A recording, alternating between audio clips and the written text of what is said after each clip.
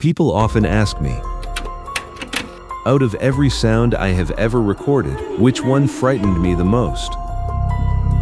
Was it the sound of a basement door opening by itself in the middle of the night?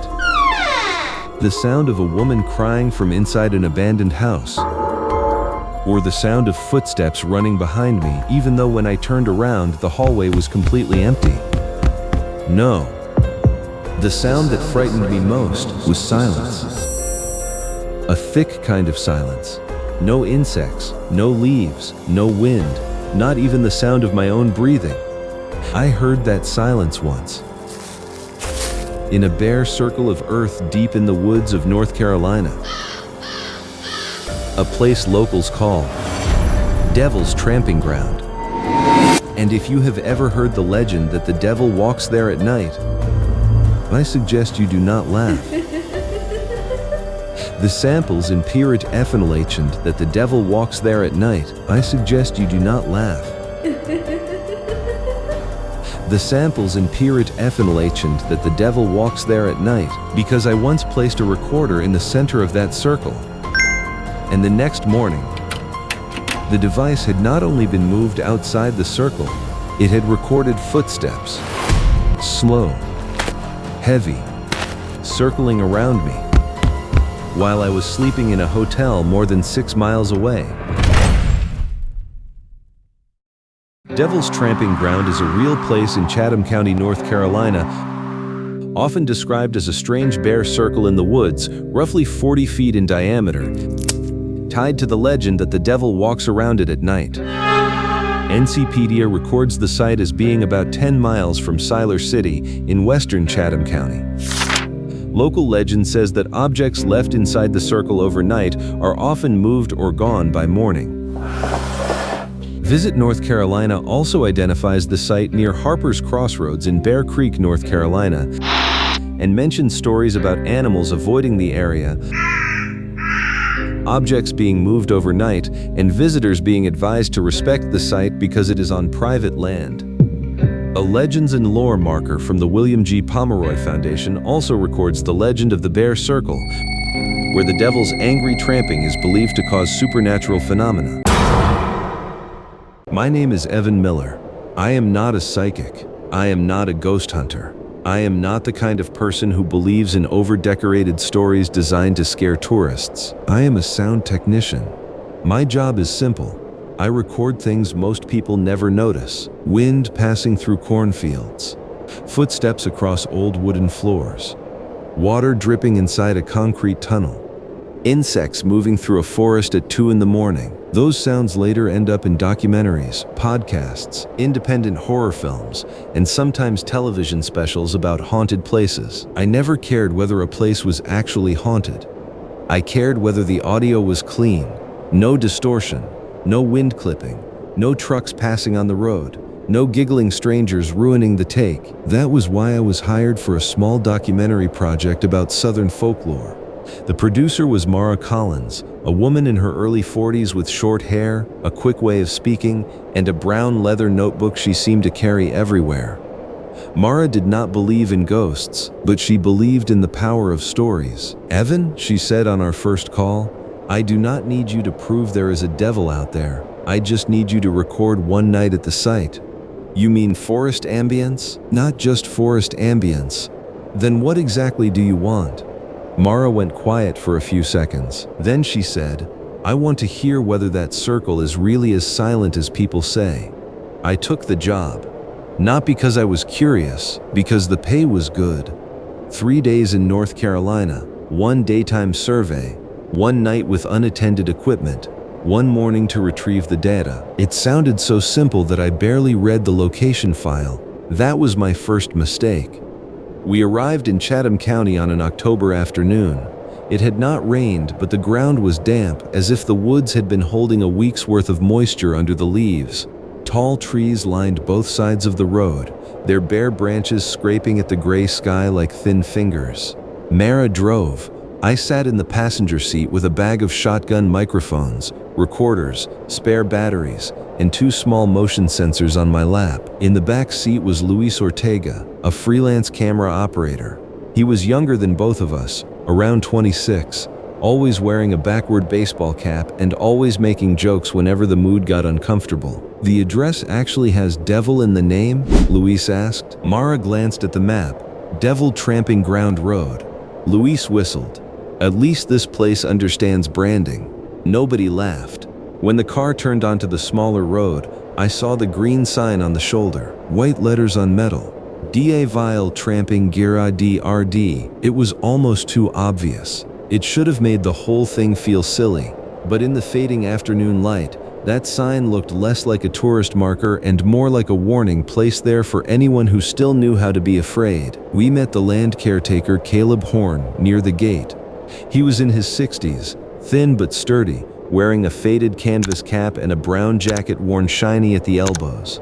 His face had the calm expression of a man who had spent his entire life in rural country, where even the strangest things are usually told in a flat voice. "You folks filming?" he asked. Mara handed him the permission papers. "Daytime survey only. Then we will place some recording equipment overnight. We will come back in the morning. No tents, no fire, no trash." Caleb read the papers and nodded. "As long as you do not sleep inside the circle." Luis laughed. "Because the devil gets angry?" Caleb looked at him. He did not frown. He did not seem offended. He just looked. "Because the people who tried it never told the story right afterward." The car felt quieter after that. Caleb opened the gate and led us along a narrow path through the woods. The walk was shorter than I expected, only a few minutes from the road. But the deeper we went, the more the sound changed. At first, I could still hear traffic somewhere behind us. Then that disappeared. After that, there were birds. Then the birds stopped too. By the time Caleb halted, I could hear the zipper on Luis's jacket rubbing against the fabric. Caleb pointed ahead. There, between the brown leaves and forest soil, was a pale circle of bare ground. It was not large. It was not theatrical. No smoke rose from it. No bones. No occult symbols. Just a circle of exposed earth. But it bothered me the moment I saw it. Not because it looked frightening, because it looked too neat. A forest is supposed to be messy. Roots, weeds, fallen branches, dead leaves, uneven dirt. But that circle had a boundary so clear it looked as if someone had used an invisible blade to cut it out of the woods. Mara stepped closer, but did not step inside. "This is it?" Caleb nodded. "People say nothing grows on the path. You may see some tough grass in the middle, but the ring itself stays mostly bare." Luis lifted his camera. "Have you ever seen anything moved?" Caleb looked at the ground. "I left a water bottle near the inside edge once. Next morning, it was out by the path. Could have been a raccoon. A raccoon screwed the cap back on for me." Luis lowered the camera a little. I looked at Caleb. "Do you believe the devil walks here?" He did not answer right away. A breeze passed through the trees, but the leaves on the ground near the circle did not move. Finally, he said, "I believe there are places people should pass through by day and leave alone at night." While Mara interviewed Caleb, I walked the area to test the natural sound bed. Normally a forest at dusk is loud. Not city loud, alive loud. Insects, birds, leaves, branches rubbing together, small animals moving through brush. But around the circle, there was a strange gap in the audio. When I stood about 30 feet away, the recorder captured normal woods. When I stepped closer, the background frequencies dropped. They did not disappear completely, but it felt as if someone had pulled a thick blanket over the world. I clapped once. The sound died almost instantly. No echo, no spread, no life. I made a note.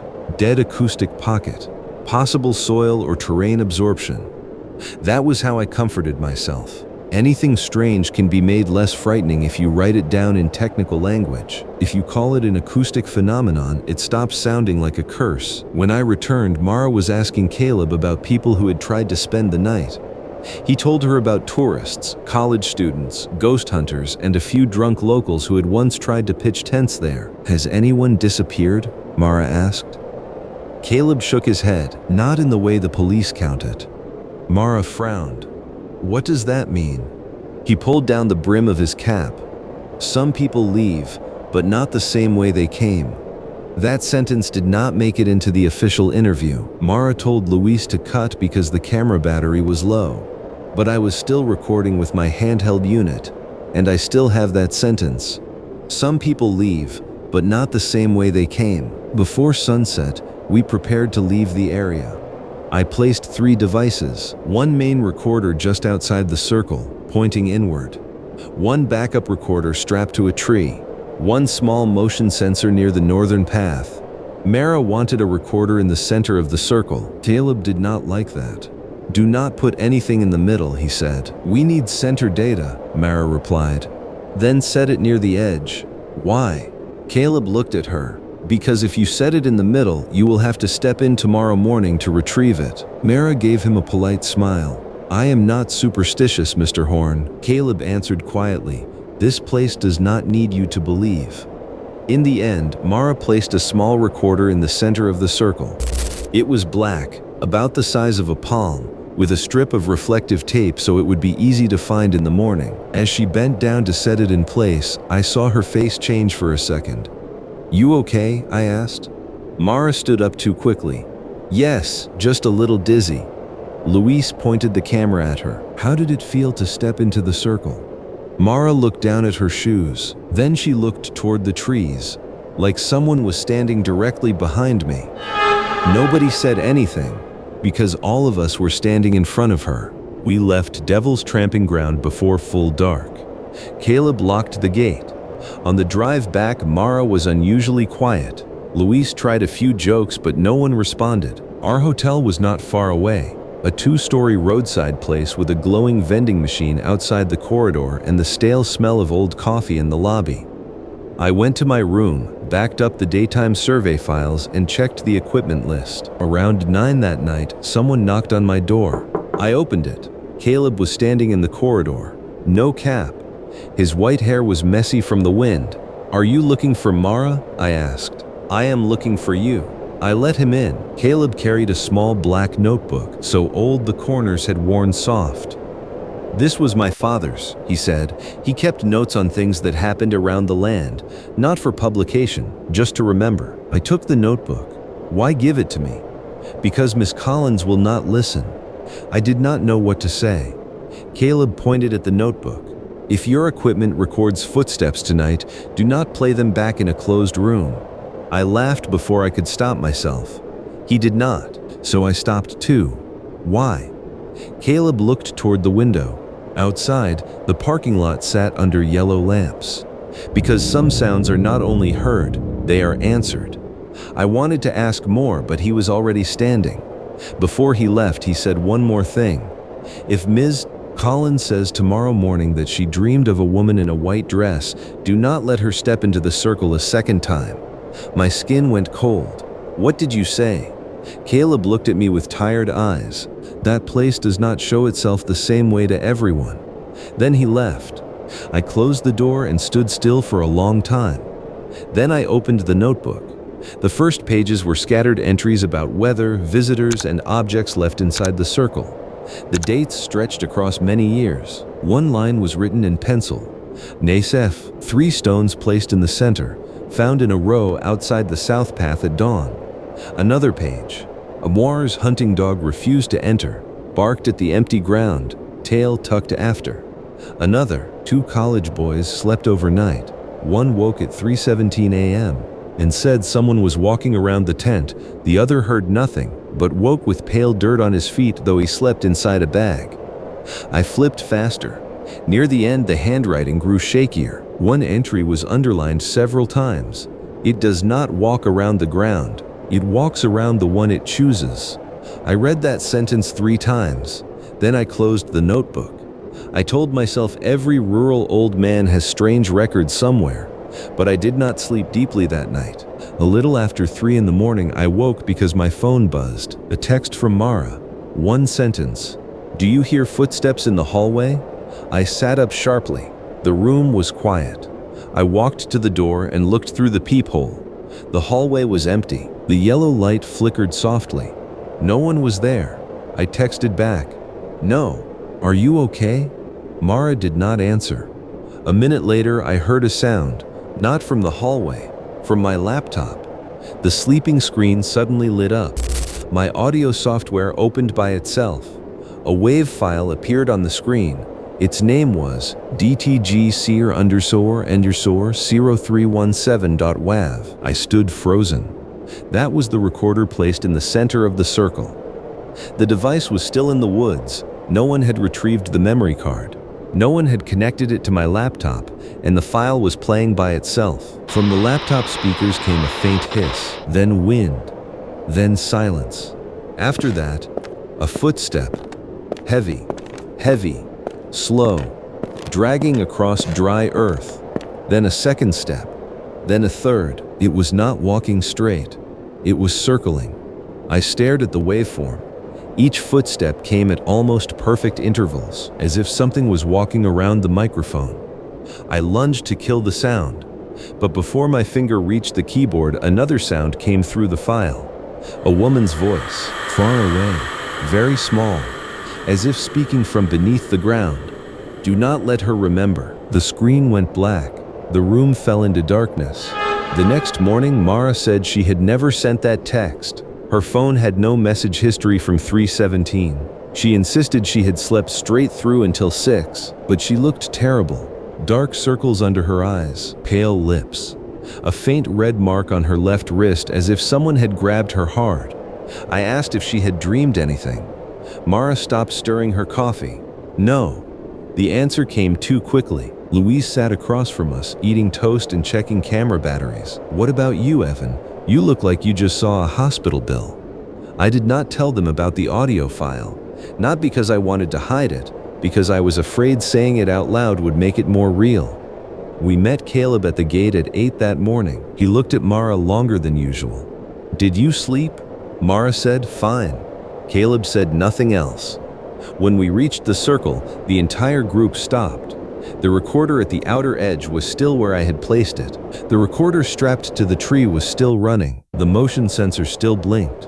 Only the device placed in the center of the circle was gone. Mara stepped forward. Damn it. Caleb immediately said, do not go in. Mara ignored him. She walked straight into the circle. I saw the instant her shoe touched the bare earth. The entire forest seemed to hold its breath. Mara bent down, searching. Louise filmed. I stood at the edge, gripping my equipment bag. Here, Mara called. The recorder was outside the circle, near the south path, about 10 feet from where it had been placed. It sat neatly on a flat stone. The reflective tape had been peeled off the body, but it had not been thrown away. It had been stuck to the ground in the shape of a smaller circle. Louise swore.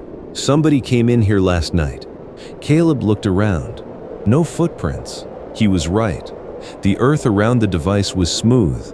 No shoe prints, no animal tracks. Only a faint line running around the main circle, as if someone had dragged a heel through the dirt for hours. Mara picked up the recorder. The moment she did, she froze. I saw her lips move. Mara, she turned toward me.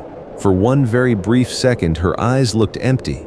Then she smiled. We have what we need. Her voice did not sound like Mara, not exactly like another person, but like she was repeating a sentence someone else had already placed in her head.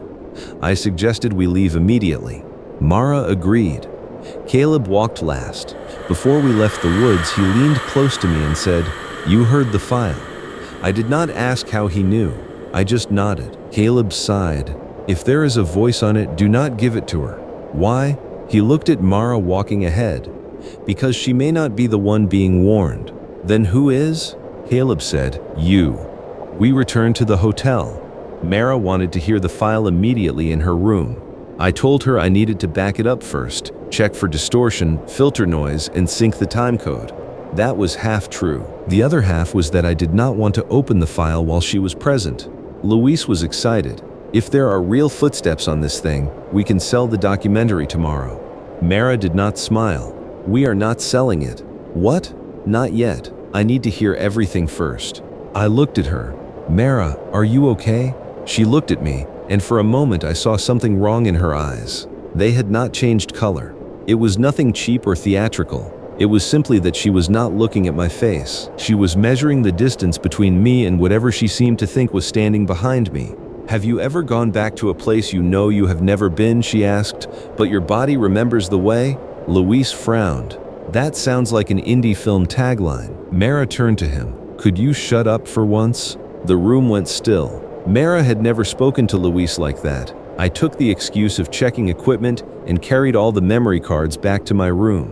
This time I did not play the audio through speakers. I used closed-back monitoring headphones. I opened the file from the recorder outside the circle first. Light wind, insects, an owl in the distance. Then at 2:58 a.m., the background sound dropped sharply. It did not fade. It did not transition. It was as if someone lowered the volume of the forest. At 3:17, the footsteps began. Far off, very slow, on dry leaves. But here was the strange part. The recorder outside the circle captured the footsteps from the right. The tree recorder captured them from the left. And the recorder in the center of the circle captured them from every direction.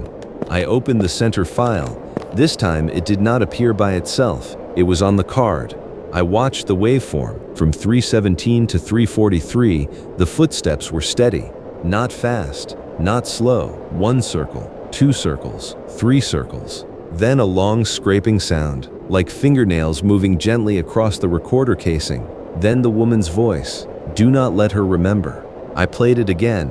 No mistake, a woman's voice. But behind it was something else. A very low tone, almost below hearing. I boosted the gain, filtered the noise, and isolated the frequency. The low tone became layers, not machinery, not wind. It sounded like many people whispering the same sentence, slowed down too far. It took nearly an hour to make it clearer. Finally, the words came through. Not perfectly, but enough. The one who enters the first time sees the ground. The one who enters the second time sees the door. I took the headphones off. My heart was beating so hard it hurt. From the room next door, Mara screamed. Luis and I ran to her room. Mara's door was unlocked. She was sitting on the floor with her back against the bed, both hands gripping her head. The bathroom mirror was broken. On the remaining fogged glass, someone had drawn a circle with a finger. Luis turned on the light. "Mara, what happened?" She looked up. Tears ran down her face, but her voice was frighteningly calm. "I remember." I knelt in front of her. "Remember what?" She looked at me. "Why I chose this place." I said nothing. Mara trembled as she explained that when she was a child, about 7 years old, her mother had brought her to North Carolina to visit relatives. One afternoon she wandered away. Not for long, maybe 20 minutes. Adults found her standing near the road beside a line of trees. She was not crying. She was not hurt. But after that day she began having nightmares. A bare circle of earth, a woman in a white dress, and a voice telling her, "When you are grown, come back." Her mother took her to doctors. Then they moved. Then no one ever mentioned that trip again. Mara grew up, and the memory faded. She became a documentary producer. She made films about strange places. She believed she chose them because of her career, until 3 months earlier, when she found an old photograph in a box of her mother's belongings. In the photograph, little Mara stood beside a country road. Behind her was a green sign. Only part of the words were visible. "Tramping Gardi RD RD." "I thought I was haunted by a childhood memory," Mara said. "I thought if I came back, I would understand why." Luis sat down hard in a chair, pale. "And the woman in the white dress?" Mara closed her eyes. "I dreamed of her last night." "Caleb had been right," I asked very softly. "What did she say?" Mara opened her eyes. "She said I was not the only child." At that moment, the room phone rang. All three of us flinched. Mara stared at the phone as if it were a dead animal. I picked it up. There was no front desk clerk on the line. Only wind. Then footsteps. 1 circle. 2 circles. 3 circles. After that came the woman's voice, closer than before. "Bring her back before dark." I set the phone down. Luis stared at me. "Who was it?" I said, "We need to leave." But Mara stood. "No. Mara, I need to know what happened when I was 7. Caleb had warned me. Do not let her step into the circle a second time." But by then I understood it was worse than that. Mara did not only want to step in, she wanted to remember. Caleb came to the hotel after I called him. When he saw Mara, he did not look surprised, only sad. "Who was your father?" he asked. Mara frowned. My father died before I was born. Caleb shook his head. I am not asking about the man who raised you. I am asking who your father was. Mara went still. I looked at her. In every conversation we had ever had, Mara had never mentioned her father. Caleb placed an old envelope on the table. Inside were copies of a yellowed local newspaper article, several photographs, and one page of notes. The article described an incident from 1989. A group of 5 people had gone into the Devil's Tramping Ground at night to stage a fake ritual, the kind of haunted dare young locals sometimes do. They had been drinking. They lit candles. They placed a mirror in the center of the circle. One young woman in the group had brought her little daughter. The child was 7. Sometime after midnight, the group began arguing. The next morning, police found 4 of them outside the woods. Panicked, unable to clearly remember what had happened, the 5th person had vanished. The mirror was shattered into a ring of fragments. The child was found near the road, unharmed. There was no official explanation, no body, no charges. The young woman's name was Elaine Collins, Mara's mother. I looked at Mara. She could barely breathe. No, she whispered. My mother told me we were only visiting relatives. Caleb pointed to one photograph. A group of young people stood beside a pickup truck. Elaine was there. Beside her was a dark-haired man in a denim jacket holding little Mara. Caleb said his name was Daniel Pike. Mara picked up the photo. Her hands shook. Who was he? Caleb answered, the man who disappeared that night. No one spoke. Rain began ticking against the window. Caleb continued, my father believed Daniel did not die in the woods. He believed something in the circle took him. Louise stood up sharply. This is insane. We are talking about a real missing person. This is not a film anymore. Caleb looked at him. Correct. It is not a film. I asked. Then who is the woman in the white dress? Caleb slowly turned toward Mara. Maybe your mother. Mara shook her head. My mother died last year, but in the dream the woman was younger, wearing white. Her face was covered. Caleb removed the final photograph. It was a photo of the old scene. In the center of the circle lay pieces of broken mirror. At the edge of the image, near the path, was a blurred shape caused by a bad exposure. A woman in a white dress. Mara let the photograph fall onto the table. Because the woman in the image was not Elaine Collins, it was Mara herself. Not 7-year-old Mara, Mara as she was now. That should have been the moment we left North Carolina. That should have been the moment we turned everything over to the police, or at least stopped filming. But some stories do not pull you in with curiosity. They pull you in with a question you cannot keep living with unanswered. Mara wanted to return to the circle before sunset. Caleb argued against it. Luis refused to carry the camera. I said no too, but Mara asked me one question. Evan, what if that was my father? I had no answer. At 4 that afternoon, we returned to Devil's Tramping Ground. The sky was dark. A light rain fell, not enough to soak us immediately, but enough to darken the forest floor and make dead leaves stick to our shoes. Caleb carried an old shotgun. Luis saw it and asked, "You think a gun works on the devil?" Caleb answered, "No, but it works on living people doing stupid things."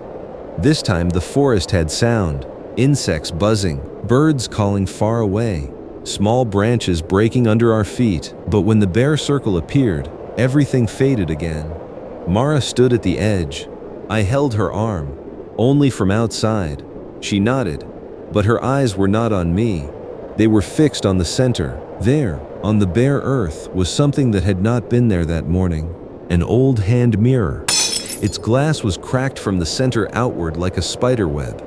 Caleb cursed under his breath. I buried that. I turned to him. Buried what? After the 1989 incident, my father collected what was left and buried it under a tree to the north. Mara took one step forward. I held tighter. Mara, don't, she whispered. I see him. I looked into the circle. There was no one, only the mirror. But Mara began to cry. He is standing there. Wind rose, not strong, just enough to stir the leaves around us. The leaves inside the circle did not move. The recorder in my bag switched on. By itself, the red light blinked. From the tiny speaker came footsteps. 1 step, 2 steps, 3 steps. Caleb raised the shotgun, but he had nothing to aim at. Luis backed away, tripped on a root, and fell. Mara tore free from my grip. She stepped into the circle. In that instant, the forest vanished. Not because I could no longer see the trees, because every sound in the world had been cut away from me. I saw Caleb's mouth open as he shouted something, but I heard nothing. I saw Luis crawling backward through the leaves, but there was no sound of leaves. There were only footsteps. Not in front of me, not behind me, inside my head, circling, circling, circling. Mara stood in the center of the ring and bent to pick up the mirror. When she lifted it, the mirror did not reflect the woods. It reflected a dark room, a room with an old wooden floor. 5 people standing in a circle, a child crying, a man holding her, a woman in a white dress at the edge of the darkness. I heard Mara's voice, but not from her mouth, from the mirror. What did my mother do that night? The mirror trembled. The image changed. 1989, Elaine Collins, younger and terrified, holding her daughter. Daniel Pike, Mara's father, standing between them and the rest of the group. The others were no longer laughing. They were staring at the circle. Something was walking. There was no visible shape, only the reactions of people when something that should not exist comes close. One man dropped to his knees with his hands over his ears. Another young woman clawed at the dirt until her fingers bled. Elaine screamed. Daniel grabbed little Mara and ran toward the edge of the circle. But before he could escape, the woman in white appeared. She did not walk. She was simply standing inside the circle as if she had always been there. Her face was hidden by her hair. She pointed at the child, then at Daniel. I heard the whisper, "One must remain so the child can leave." Daniel looked at Elaine, then at his daughter. Then he placed little Mara in Elaine's arms and stepped backward into the circle. The mirror shattered. The image went dark. Mara collapsed to her knees. I lunged in to pull her out. Caleb shouted something. This time I heard him. "Do not touch the mirror," but it was too late. My foot had crossed into the circle, and I saw the door. No one can describe exactly what they see inside Devil's Tramping Ground, because it does not appear through the eyes. It uses your memories to build a shape. For Mara, it was the night her father disappeared. For me, it was my first recording studio, a small basement room in Raleigh where I worked when I was 20. Acoustic foam on the walls, a red light above the door, an old computer, a torn leather chair, and in the middle of the room, a bare circle of earth. I was standing in that room even though I knew I was still in the woods. In front of me was a black soundproof door. From behind it came footsteps, circling, circling, circling. A woman's voice asked, "Do you know why you can hear it?" I did not answer. The door cracked open. The inside was completely dark. The voice continued, "Because you have spent your whole life listening to what other people ignore." I stepped back, but there was no way out behind me, only the circle. And on the ground were footprints that did not belong to any person. Not hooves, not feet, only patches of earth pressed down by an invisible weight. I heard Mara crying somewhere far away. I heard Caleb calling my name. I heard Luis praying. Then I heard a man's voice, hoarse, exhausted. "Do not let it take my little girl." Daniel Pike. I knew it without knowing how. He appeared behind the door, not older, not younger, like a man held in the last moment of his life. He looked at me. "You have to get Mara out of here." "I am trying." "No, not only out of the circle." "What do you mean?" Daniel looked down at the ground, out of the story. I did not understand. He continued, "This place does not eat people, it eats memory. It keeps the ones who are remembered wrong." A chill moved through me. Daniel pointed toward the door. "The legend says the devil walks here every night, but the devil does not need to walk. People need the circle. People repeat a story again and again until it grows a shape." The footsteps behind the door grew heavier. Daniel spoke faster. "Elaine did not sacrifice me. I chose to stay. But over the years, the story changed. People added rituals, devils, curses. Every time they told it wrong, this place grew stronger." "Then who is the woman in white?" Daniel looked at me. There was pity in his eyes. "She is the story." The door opened wider. In the darkness, I saw countless circles.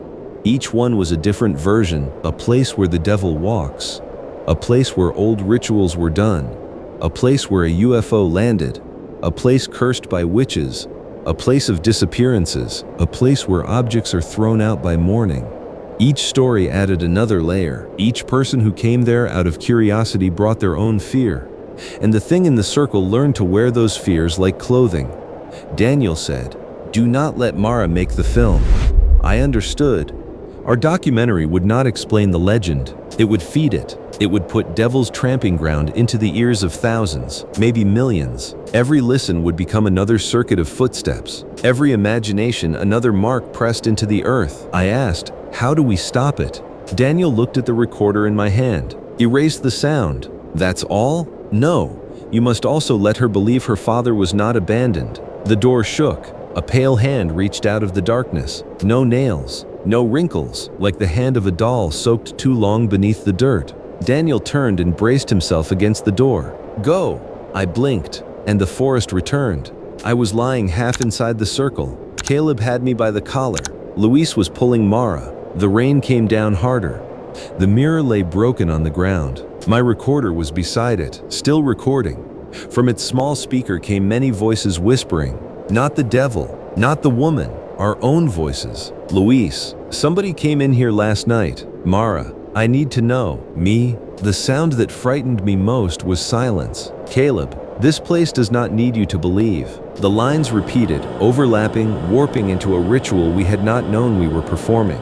I grabbed the recorder. The display showed a running time, 03:17:00, not 3 minutes and 17 seconds, 3 hours and 17 minutes. Even though we had been there less than 20 minutes, Mara sat on the ground outside the circle, clutching the old photo of Daniel. She was crying, but she no longer looked hypnotized. I crawled out of the bare earth. The moment both of my feet crossed the boundary, the forest sound returned. Rain, leaves, wind. Luis swore. Caleb gasped for air, and from the center of the circle, a man's voice spoke. Not through a speaker, not through a machine. From beneath the earth. "Mara." She shot to her feet. I held her back. Daniel's voice came again. "You have to go." Mara shook her head, tears mixing with rain. "Dad?" No figure appeared, no light, only the empty ring. But I knew he was there, or what remained of him. Mara cried out, I didn't know you saved me." Daniel's voice was very soft. "Now you do." The ground inside the circle began to darken, as if water were seeping up from below. But it was not water. The soil turned black, spreading into a new ring. Caleb pulled Mara. "Go." She fought him. "No, I am not leaving him again." I remembered Daniel's words, not just out of the circle, out of the story. I grabbed Mara by the shoulders and shouted into her face, "Mara, if you stay, people will say the daughter came back looking for her father and vanished inside the circle. Do you understand? You will become the next part of it." She looked at me. I kept going. "If you want to save him, do not give this place another legend." That stopped her. Daniel's voice came one last time, live. Then the ring went silent. Mara collapsed, this time not because she had been called, because she had been released. We left Devil's Tramping Ground before full dark. No one spoke on the way out. When Caleb locked the gate, I looked back. Through the rain, the bare circle was only a pale patch between trees, ordinary, small, almost harmless. But I knew that if you listened long enough, you would hear the footsteps. Not the footsteps of the devil, the footsteps of every story people had ever left there. 3 days later, Mara canceled the project. She told the investors the audio data was corrupted, the footage was not usable, and the story did not have enough evidence to become a film. Luis did not object. Caleb did not allow another crew on the property for a long time. And me, I deleted the files. At least I thought I did. I formatted the memory cards, deleted the hard drive copies, cleared the software cache, deleted the automatic cloud backups. But one file refused to disappear. It was not in any folder. It did not show up in search. It only appeared on my desktop sometimes at 3:17 in the morning. Its name was trampinggroundfinal.wav. I have never opened it. Not once. Mara later sent me a handwritten letter. She said she had visited her mother's grave, not to blame her, to ask. Among old papers, Mara found a letter Elaine had written before she died but never mailed. In that letter, Elaine wrote that Daniel Pike was not superstitious. He repaired radios for a living. An ordinary man. On the night in 1989, he went to Devil's Tramping Ground only because he wanted to get Elaine and their daughter away from a group of drunk friends. He did not believe in the devil, he did not believe in rituals, he did not believe in curses. But when something began walking around the circle, he was the only one who did not run. He only held his daughter, handed her to Elaine and said, "Do not let it learn her name." Mara said that after our trip, she stopped dreaming of the woman in the white dress. But sometimes she hears radio static in her house even when no device is turned on. And inside that static, she hears her father humming a lullaby, very softly, very far away, as if he were standing at the border between two places, unable to step out, but no longer forgotten. I am telling this story after years of silence, not to encourage you to go there, and not to prove the legend is true. I am telling it because recently I received an email with no sender. There was only one audio file attached. Its name was dtgscene_0317.wav. I had erased that name from my life, but it came back. I did not open it. I was about to delete it. But before I did, I looked at the metadata. The creation date was not the year we went there. It was not the day the email was sent. It was 1989. The recording device was not mine either. It said, E. Miller, Field Unit 01. I checked it again and again. In 1989, I had not been born yet. I called Mara. She did not answer. I called Caleb. The number was disconnected. I called Luis. He stayed quiet for a long time, then asked, "You got it too?" My spine went cold. "Did you open it?" Luis did not answer right away. Then I heard, through the phone, a very small sound. Footsteps, circling. I shouted at him to turn off the speaker, but Luis only whispered, "It is not coming from the speaker." The line went dead. That night, I did not sleep. At 3:17 a.m., my computer turned itself on. The file sat in the middle of the screen. I did not click it. It played by itself. I ran to pull the power cord, but the sound continued. Not from the speakers, from behind me. 1 step, 2 steps, 3 steps. I stood completely still. In the black reflection of the screen, I saw my room, the desk, the chair, myself, and on the floor, around the place where I stood, a pale circle of earth. I was not in North Carolina. I was not in the woods. I was in my apartment, hundreds of miles from Devil's Tramping Ground. But the circle was still there. That was when I understood Daniel had left one thing unsaid. That place does not only live through stories people tell about it. It lives through stories that are heard. And if you have listened this far, maybe you just stepped into the circle too.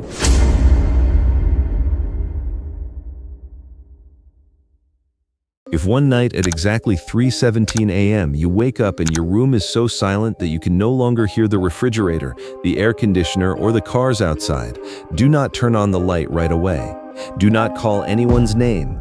And whatever you do, do not look down at the floor, because if there is a pale circle beneath your feet, stand still. Do not step out. Do not step in. Just close your eyes and wait until the footsteps stop. Because the legend says the devil walks at Devil's Tramping Ground at night. But that is only the part people tell because it is easier to understand. The truth is much worse. The devil does not need to go anywhere. It only needs a circle and someone willing to listen.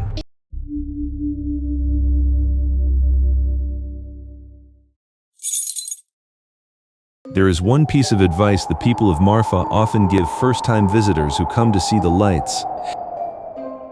If you see one flickering point of light on the horizon, keep watching. If you see 2 lights split apart and then merge back together, take a picture. But if you see 3 lights standing in a straight line and the one in the middle blinks exactly 3 times, do not call anyone's name. And whatever you do, do not turn on your headlights and follow it. Because out in the West Texas desert, some lights are not there to guide you. Some lights appear only when they want to remind the living of something that was once buried in the sand. Ephoriques on point 3. Marfa lights are a mysterious light phenomenon often seen in the area between Marfa and Paisano Pass when observers look toward the Chinati Mountains. They are described as lights that can change color, move, split apart, merge back together, and then disappear. One of the earliest historical accounts often mentioned dates back to 1883, when cowboy Robert Reed Ellison saw a flickering light while driving cattle through Paisano Pass. Today, the Marfa Lights viewing area is about 9 miles east of the town of Marfa on U.S. Highway 90 facing toward Alpine, and it has become a famous observation spot for visitors. The Texas State Historical Association also notes that the Texas Department of Transportation once built a roadside stop at this location, and that the Marfa Mystery Lights Viewing Center was built in 2003. Daniel Reyes was born and raised in Marfa, a small town surrounded by so much empty land that a person could start to feel like nothing more than an unnecessary sound in the middle of it.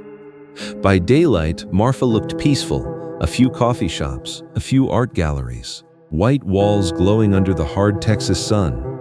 Tourists came here for photographs, for desert silence, for skies so clean that the stars looked close enough to touch. Daniel did not care much about any of that. He drove a tow truck, a 79s with the Führer T-Struck, a tow truck. A 70 molterter de Codement. His job was to answer the phone after midnight, take the old yellow wrecker out onto US 90, and pull stranded people back from the places where common sense had finally abandoned them. Sometimes it was a dead battery at the Marfa Lights viewing area. Sometimes it was college kids who had tried to follow a dirt road because a video online told them the real lights were out there. Sometimes it was a drunk tourist who believed that if he drove far enough into the desert, he could touch the mystery itself. Daniel did not hate the Marfa Lights. He hated the way people talked about them. To tourists, the lights were a mystery. To ghost hunters, they were proof. To people making videos online, they were content. To Daniel, they were mostly the reason his phone rang at 2 in the morning. He used to say, "The only dangerous thing in Marfa is not the lights. It is people who think they understand them." But he never said that in front of his mother, because Elena Reyes never smiled when anyone mentioned the Marfa Lights, and Daniel's father, Mateo Reyes, had disappeared on a night when 3 lights appeared in a straight line. Mateo Reyes had driven a tow truck too. Before Daniel took over the little garage on the edge of town, the business had belonged to his father. Mateo was a quiet man with oil in the lines of his hands and a long scar across his wrist from a tow cable that had snapped back during a recovery job. He was not superstitious. At least, Daniel had always believed that. But in the final months before he vanished, Mateo started keeping records. Not repair logs, not invoices, not mileage charts. He wrote down the times when the lights appeared, the date, the hour, the wind direction, the temperature, the color, the number of times the lights blinked, whether they moved, whether they stopped. Some nights he came home close to dawn and sat on the porch, staring east as if he expected someone to walk out of the desert and ask to be let in. Daniel was 17 then. He remembered asking his father once, "So now you believe in ghost stories?" Mateo looked at him for a long time before answering, "Ghosts are not the only things that know how to come back." That was the last thing Daniel clearly remembered his father saying. 3 days later, Mateo received a tow call at 2:13 in the morning. According to the garage call log, the caller was a woman. Her voice was faint, almost shredded by wind over the line. She said her car had died near the Marfa Lights viewing area. She said there was a child in the back seat. Mateo took the wrecker out. He brought a spare battery, a radio, a flashlight, and a brown leather notebook. He never came home. The sheriff's department found Mateo's tow truck the next morning, parked 6 miles south of the viewing area, beside the broken fence of an abandoned ranch road. The engine was still warm. The driver's door was open. The radio had fallen to the floorboard. The headlights had been smashed from the inside. Across the windshield were 3 long streaks in the dust, as though someone had dragged their fingers through it from one side to the other. There was no blood, no sign of a struggle, no body, only the brown leather notebook lying open on the driver's seat. On the page, Mateo had written one sentence: "If the light stands still, it is looking at me." After that, Daniel dropped out of school, took over the garage, and learned how to live like a man who had stopped waiting for anyone to return. 17 years later, on a cold October night, Daniel received his first phone call from the dead. It was 1:48 in the morning. Wind moved over the tin roof of the garage and made the chains hanging on the wall tap against each other. Daniel had been half asleep in a rolling chair, with an old radio on the desk in front of him and a cup of coffee gone cold beside it. The wall phone rang, not his cell phone, not the online booking line, the old gray wall phone that stayed there only because his mother had never wanted him to throw it away. Daniel picked up. Reyes Towing. At first there was only wind. He was about to hang up when a woman's voice came through. Very small, very far away. Please send a tow truck. Daniel sat up. Where are you? Near the place where people watch the lights. The Marfa Lights viewing area? Silence. Then she said, no, near the place where the lights touch the ground. Daniel frowned. Can you see a road sign? A mile marker? Anything? There was a long pause. Then the woman's voice bent and warped as if it were being dragged through an old tape machine. There is a baby in the back seat. Cold moved down Daniel's spine. That line, those exact words had been in the report about his father's final call. Daniel looked at the caller ID display. No number appeared. Only one word, ON44, ONDUB. Daniel asked slowly, what is your name? A breath came through the receiver. Then a man's voice pushed through the static. Rough, broken, but Daniel knew it. He had been hearing it in memory for 17 years. Danny. The coffee cup slipped from Daniel's hand and shattered on the concrete floor. The voice continued. Turn off the headlights. Then the line went dead. Daniel did not call the sheriff. He did not call his mother. Some fears, once spoken out loud, become symptoms in other people's mouths. Trauma, grief, unresolved loss. A son hearing the voice of a father he never buried. Daniel did not want anyone explaining his father away as a psychological problem. He took the keys, pulled on his jacket, and walked outside. The yellow tow truck waited beneath the yard light. The paint was chipped along the doors, but the words REA's Towing were still clear on both sides. Daniel started the engine. The radio came alive. The clock read 2:03 a.m. He pulled out of the garage, turned onto US 90, and headed east. After midnight, Marfa no longer felt like a town. It became a few dark windows, a few dim streetlights, and one black road stretching into a country that did not care whether anyone came back. When he reached the Marfa Lights viewing area, there were 3 vehicles in the parking lot. A young couple stood by the railing, wrapped in a blanket, staring toward the horizon. An old man in a cowboy hat sat in a folding chair with binoculars in his lap, and a woman in her 30s stood away from everyone else, holding a camera. Daniel recognized her. Mia Park. She was a freelance reporter from Dallas. 2 days earlier, she had come to his garage and asked about his father. She said she was working on a story about the Marfa Lights, not the ghost hunter kind, not a viral mystery piece. She wanted to write about the families who had lost people because someone had followed the lights and never returned the same. Daniel had refused to talk to her. Now she saw his truck and walked quickly toward him. You got the call too? Daniel shut off the engine. What do you mean to? Mia held up her phone. On the screen was an audio file. She pressed play. First came wind, then a distant woman's voice. There is a baby in the back seat. Daniel took the phone from her. Where did you get this? My camera recorded it. I was filming the horizon. That voice came through the microphone. Nobody was standing near me. Daniel stared at her. Are you playing some kind of game with me? I wish I were. Mia pulled up the video. The frame was almost entirely black. The horizon was only a low seam between earth and sky.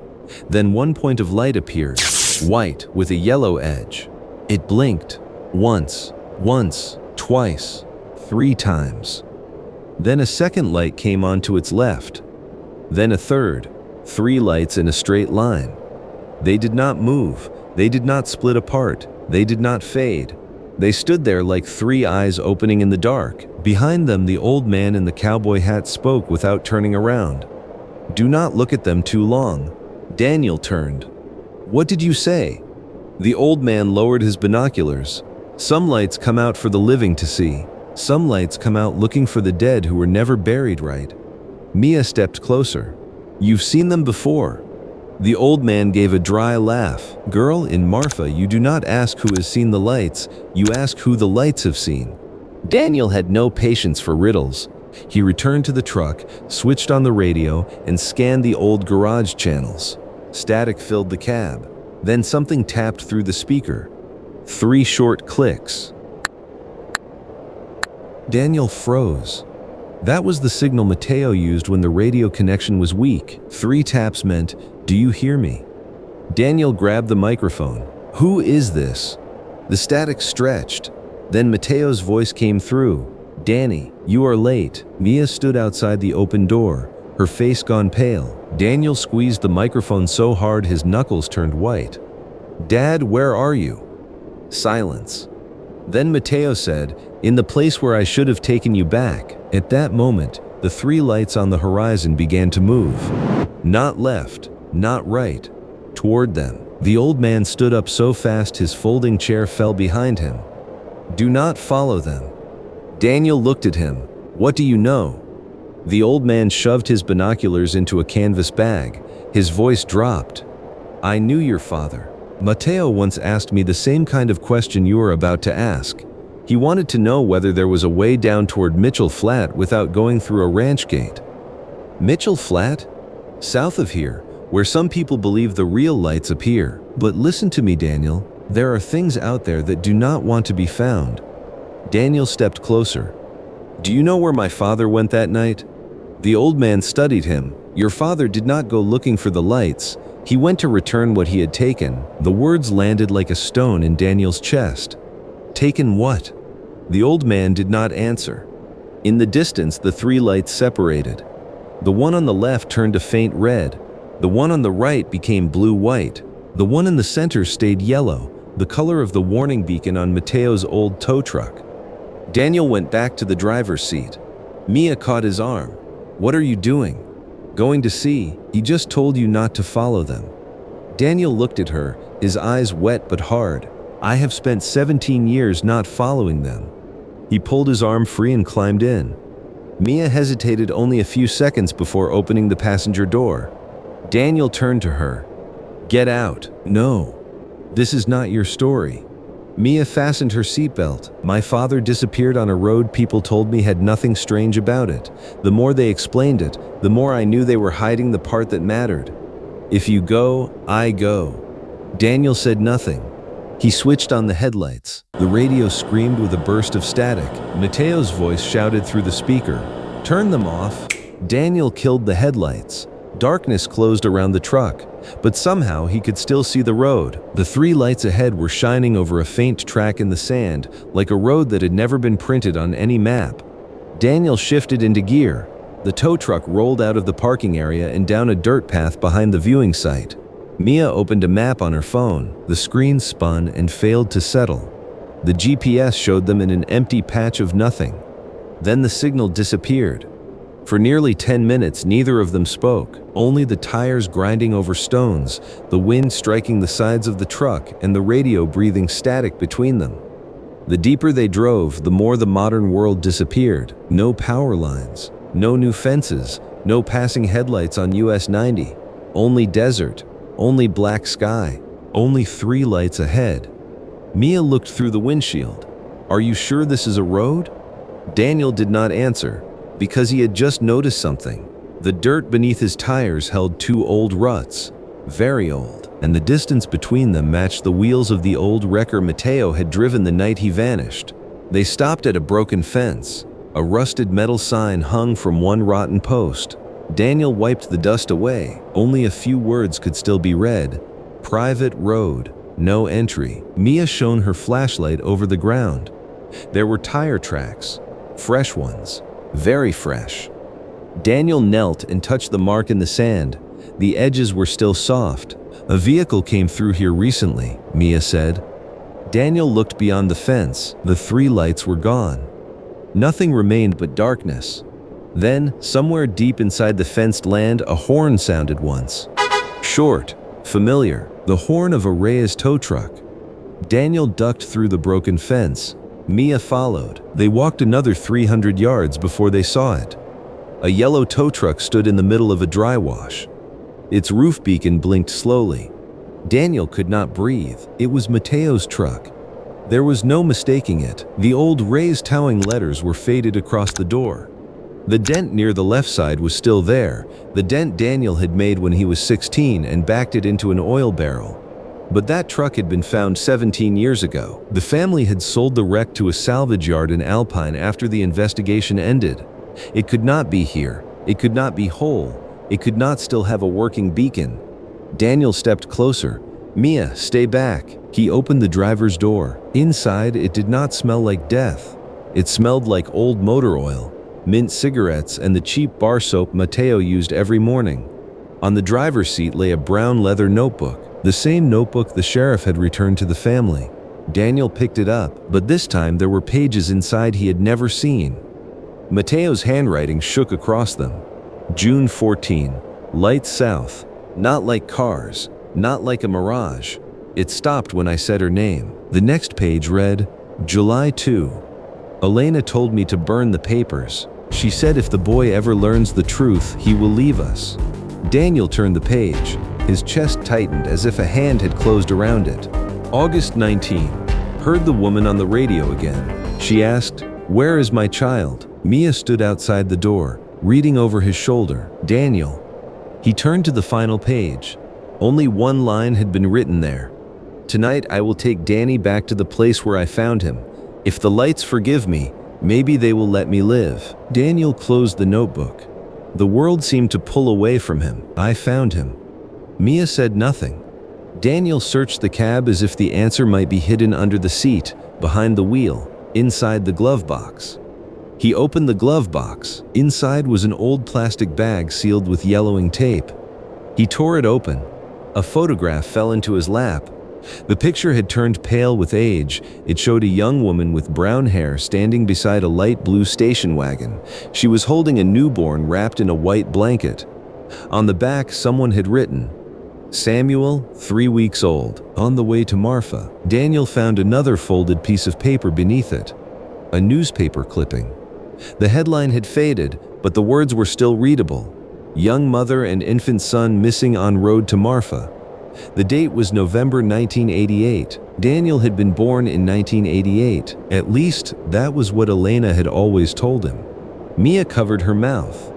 "Daniel, did you know about this?" He could not answer. For 36 years, he had believed he was the son of Matteo and Elena Reyes. He had birthday photographs, school records, medical forms, a normal life built carefully enough to seem boring. But in his hands was a photograph of a baby with the same small birthmark at the left temple that Daniel had. At the bottom of the plastic bag was one more item, a hospital bracelet for a newborn. The printed letters were faded, but the name was still clear. Samuel Calais Marlowe. Then a Samuel Calais Marlowe. The radio inside the old tow truck came alive. Static washed through the cab. Then the woman's voice came out. This time, much clearer. "Samuel." Daniel stepped back. Mia stepped back with him. The voice continued. "Can you hear me?" Outside the dry wash, a white light appeared. Not on the horizon, not miles away. Right behind the tow truck, it hovered 6 feet above the ground, soft and bright, like a headlight seen through fog. A second light appeared beside it, faint red. Then a third, yellow. 3 lights in a straight line. Mia whispered, "They are not far away." Daniel stepped down from the truck, the hospital bracelet still in his hand. The white light blinked. Once, twice, 3 times. Then the ground behind it began to reveal itself. Not because light was shining on it, but because the darkness seemed to peel away in layers. In the dry wash, about 50 yards beyond the truck, something metal was buried under sand and stone. Daniel walked toward it. Mia followed close behind. When they reached it, he saw the roof of a car, a light blue station wagon. It lay half overturned, half buried in the wash. The windshield was shattered. The driver's side had been crushed inward. The rear license plate was nearly eaten through with rust, but 4 characters remained. 7M42. Daniel looked back at the photograph in his hand. It was the same car. The car that had belonged to the woman in the picture, his mother. They dug with their hands. The sand was cold and sharp, cutting into Daniel's fingers. Mia told him to stop, but he did not listen. Something inside his chest was breaking open, piece by piece. At last, they forced the rear door open. There was no child's body inside, only an old infant car seat, its straps cut cleanly through with a knife. Daniel dropped to his knees. He understood. Mateo had found this car. He had found the dead mother in the driver's seat. He had found the baby alive in the back. And instead of calling the sheriff, he took the baby home to Elena, who had miscarried 3 times and had never been able to have a child. Home to a house that was slowly dying from silence. Home to a life built on a lie. Daniel heard himself laugh. It was dry and broken and hurt too much to sound human. Mia put a hand on his shoulder. "Daniel." He pulled away. "Do not call me that." Wind moved through the dry wash. The 3 lights stood motionless behind the station wagon. The woman's voice came again through the radio in the old tow truck, even though they were standing far away from it. "Samuel, I did not leave you." Daniel turned toward the sound. "What was my mother's name?" The radio hissed. Then the voice whispered, "Claire." The name did not awaken any memory. No image came back. No warmth. No lullaby. No hand touching his face. Only absence. And Daniel understood that the cruelest thing was not being stolen from his mother. It was living long enough to forget what had been taken. Mia shone her light into the front seat. "There is something here." She opened the driver's door from the other side. Trapped beneath the steering column was a small leather pouch. Daniel pulled it free. Inside were registration papers, Claire Marlowe's driver's license, a few receipts, and a miniature cassette tape. A label had been written on the cassette. "For Samuel, when we get home." Mia reached into her jacket and took out a small recorder with a cassette slot. She explained that she carried it for interviews with older locals who sometimes still saved old tapes. Daniel stared at her as if the world had stopped making sense hours ago. Mia placed the cassette inside and pressed play. At first, there was only the sound of a moving car. Then Claire's voice filled the wash. Warm, tired, happy. "Samuel is asleep in the back seat. I do not know when you will hear this. Maybe when you are 18. Maybe I will forget I ever recorded it. But today I wanted to say, I was afraid when I had you. I was afraid I would not be good enough. Afraid you would grow up in a place too small, too dry, too lonely. Then you opened your eyes and I thought, all right, we will learn together." Daniel held the recorder in both hands. Claire's voice continued. "We are almost to Marfa. Your father says there are strange lights out here. I do not really believe that. But if they are real, I will make one wish. I will wish that you always find your way home." The tape hissed. Then came the sound of hard breaking. A horn. Metal tearing into metal. A baby crying. Mia reached to stop the recorder. Daniel caught her hand. "Let it play." The baby's cry stretched through the darkness. Then came the sound of a door being forced open. A man breathing hard. Mateo's voice. "Oh God." The sound of him lifting the baby out. Then Mateo spoke very softly. "Elena will not survive it if I leave him here." Claire's voice came after that, weak and nearly gone. "Please, my baby." Mateo said nothing. The baby cried. Claire tried again. "Take him home." Then there was nothing but wind in the microphone. Daniel turned off the recorder. Everything around him seemed to stand still. For 17 years he had believed the Marfa lights had taken his father. For 36 years he had believed he was Daniel Reyes. Both of those things were lies. The lights had not taken anyone. They had remembered. They remembered the car buried in the dry wash. They remembered the mother dying with one hand reaching toward the back seat. They remembered the man who carried a child away and spent the rest of his life rotting from the truth. They remembered the baby renamed so another family could pretend the tragedy had never happened. And all those years, the lights had not chased Mateo because they wanted revenge. They had followed him to ask one question. Where is my child? Daniel brought everything to the sheriff's office the next morning. At least that is the version Marfa tells. People say Daniel Reyes walked into the sheriff's office at 6:12 a.m., covered in sand, both hands bleeding, holding a paper bag filled with photographs, the cassette, the hospital bracelet, and Mateo's notebook. They say he did not cry, he did not shout, he did not rage. He only sat there, looking out the window. When the deputy asked where he had found the station wagon, Daniel answered, "I followed my mother." The search team reached the dry wash by noon. They found the car. They found Claire Marlowe's remains. They found proof that an infant had been removed from the car after the crash, but they did not find Mateo's old tow truck. No fresh tire tracks, no working beacon, no broken fence, no footprints belonging to Daniel or Mia. Mia Park swore she had been there. Her camera had recorded nearly an hour in the desert. But when investigators opened the memory card, the video was black from beginning to end. Only the audio remained. Wind, radio static, a woman calling, Samuel, and near the end, Daniel's voice saying, "I am here, I am here."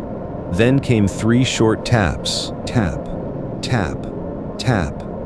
Daniel closed Reyes Towing 1 week later. He took down the sign, sold the yellow truck, and left Marfa. No one knew exactly where he went. Some said he went to Dallas to find Claire Marlowe's relatives. Some said he changed his name back to Samuel. Some said he returned once a year, on the night of the crash, and stood at the viewing area until just before dawn. Mia Park never published her investigation. She posted 1 short paragraph online and deleted it a few hours later. But someone saved a screenshot. It said, "I used to think the Marfa lights were a question. After that night, I think they are a memory." There are places in this world that do not forget what people try to bury, and there are lights that do not appear to frighten us. They appear because someone in the dark has not yet been called by the right name. The story should have ended there, but Marfa has never been kind enough to let a story end cleanly. 3 months later, a couple from Phoenix came to the Marfa Lights viewing area. They were standing there at 2:13 a.m. The husband was recording video. In the video, 3 lights appeared on the horizon. 1 white, 1 red, 1 yellow. The white and red lights stayed still. The yellow light moved more slowly and lower than the others, like the warning beacon on the roof of a tow truck. The wife laughed nervously and said, "It is probably just car lights." At that exact moment, the audio distorted. A man's voice came through softly. Not wind, not another tourist. The voice sounded as if someone were standing very close to the microphone. No. A pause. Then the voice said, "Cars cannot drive there." The camera shook. The husband cursed. The wife asked, "Did you hear that?" The video ended a few seconds later, but just before the screen went dark, the 3 lights in the distance blinked together. Once, twice, 3 times. And if you enlarge the final frame in the reflection on the couple's windshield, you can see a man standing behind them. He is wearing an old mechanic's jacket. His hands are stained with oil. There is a faded name sewn above the pocket. Not Daniel. Samuel. Because sometimes the lights in Marfa are not the thing you see out in the desert. Sometimes the light is what comes back after a name has been stolen for too long. And if one night you stand at the viewing area on US 90 and see 3 lights arranged in a straight line, do not try to measure the distance. Do not try to explain it. Do not call it headlights. Be quiet. Because somewhere between Marfa and the dark, a mother may still be calling her child home.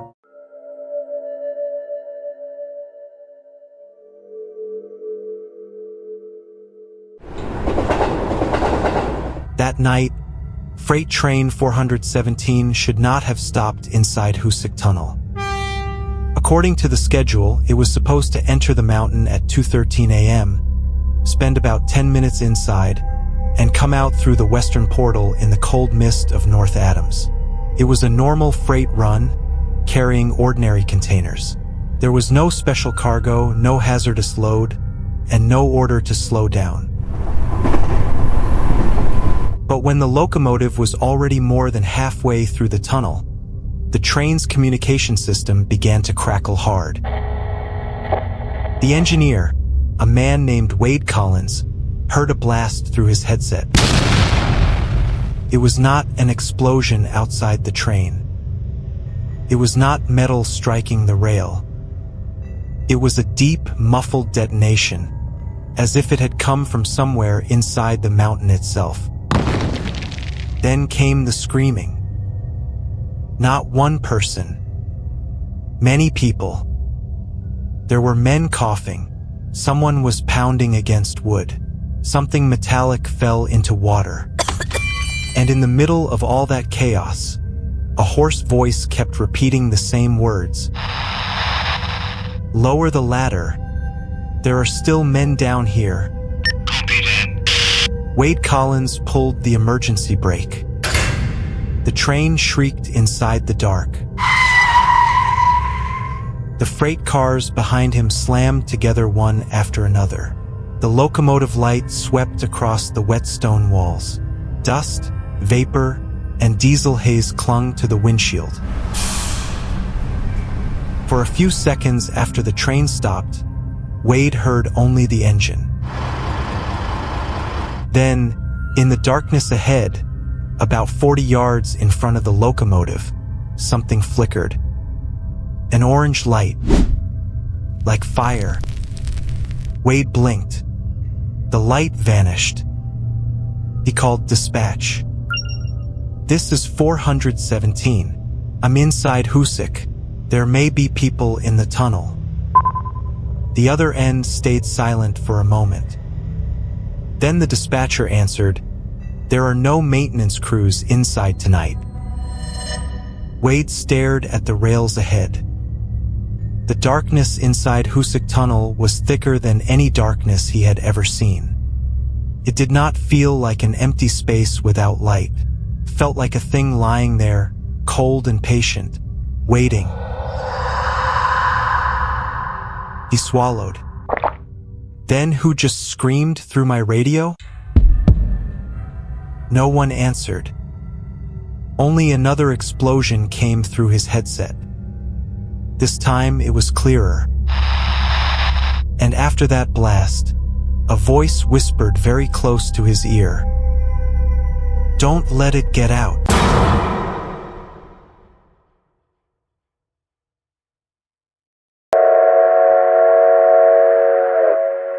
Hoosick Tunnel is a historic railroad tunnel that cuts through the Hoosick Range in Massachusetts, United States. It runs for about 4.75 miles, connecting the North Adams area with Florida, Massachusetts. Construction lasted for decades, and the first train passed through in 1875. At the time, it was considered one of the most ambitious engineering projects in the United States and was once among the longest tunnels in the world.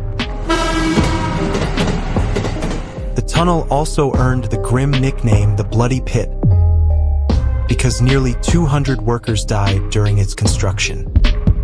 One of the worst tragedies occurred at the central shaft in October 1867, when a fire and explosion trapped 13 workers underground.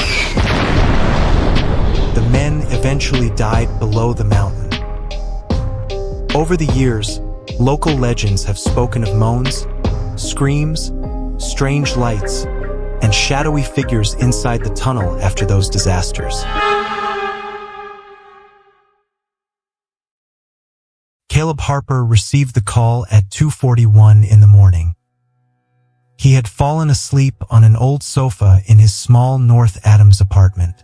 The television was still playing a late-night infomercial, and a half-eaten pizza sat open on the coffee table. His phone kept buzzing on the wooden floor until the sound finally dragged him awake. For a few seconds, Caleb did not remember where he was. His mother had died 2 weeks earlier. He had come back to North Adams to handle the funeral, clean out the house, and sell the property as quickly as possible. He did not want to stay in that town any longer than he had to. It was not because North Adams was ugly. In the morning, the place could be beautiful, with mist sliding down the hills and silvering the rooftops, the old warehouses, and the lines of rail. But to Caleb, everything there smelled like the past. The stale wood in the house his mother had left behind. The old machine oil still trapped in his father's work jacket. And the cold, wet stone smell he remembered from childhood, every time he had stood too close to the mouth of Hoosick Tunnel. He looked at the phone screen. Dale Mercer. Dale managed a local rail maintenance crew.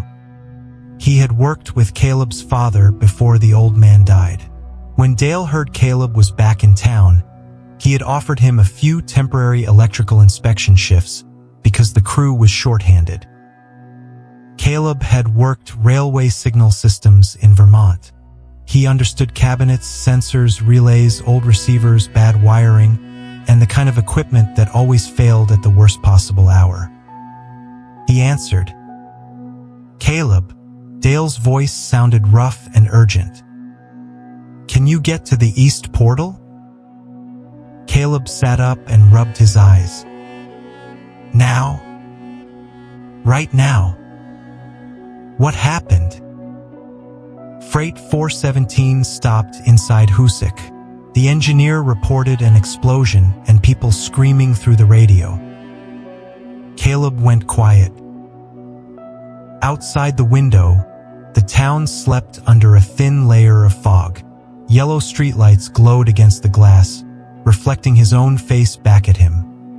41 years old, sunken eyes from too many sleepless nights, rough stubble, and hair beginning to gray at the temples. "Is there a crew in there?" he asked. "No." "Someone trespassing?" "No one can get in there without keys and a track closure. And..." Dale stopped. "And what?" A sensor inside the tunnel just triggered an old code. Caleb frowned. "What code?" CS-13. Caleb did not answer right away. He did not remember seeing that code in the modern schematics. Hoosick's signal locations were marked by sections, boxes, cabinets, and equipment groups. CS was not a label they used anymore. "What does CS mean?" he asked. Dale exhaled. "Central shaft."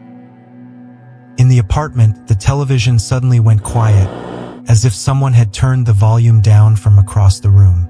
Caleb looked over. The host was still smiling on the screen, but the voice had become a long ribbon of static. Dale continued. "Caleb, I need you to check the old communication cabinet near the middle section. It may just be a short. It may be the train radio catching a false signal. But we have to get 417 out before dawn." Caleb wanted to say no. He had promised himself he would never go into Hoosick Tunnel again. Not after what happened to his father. Not after the night when Caleb was 12 years old, when the police knocked on the front door before sunrise, and his mother collapsed before they finished telling her the news. His father, Arthur Harper, had been found about 200 yards from the western portal. There was no major injury, no sign that a train had hit him. The report listed the cause as cardiac failure. But Caleb remembered what his father left behind. A steel pocket watch, caked with mud and smelling faintly of smoke. Its hands stopped at 2:17. On the back of the watch, someone had scratched a sentence with a sharp tool. They counted wrong. Caleb closed his eyes. Dale asked, "Are you still there?" Caleb stood. "I'm on my way."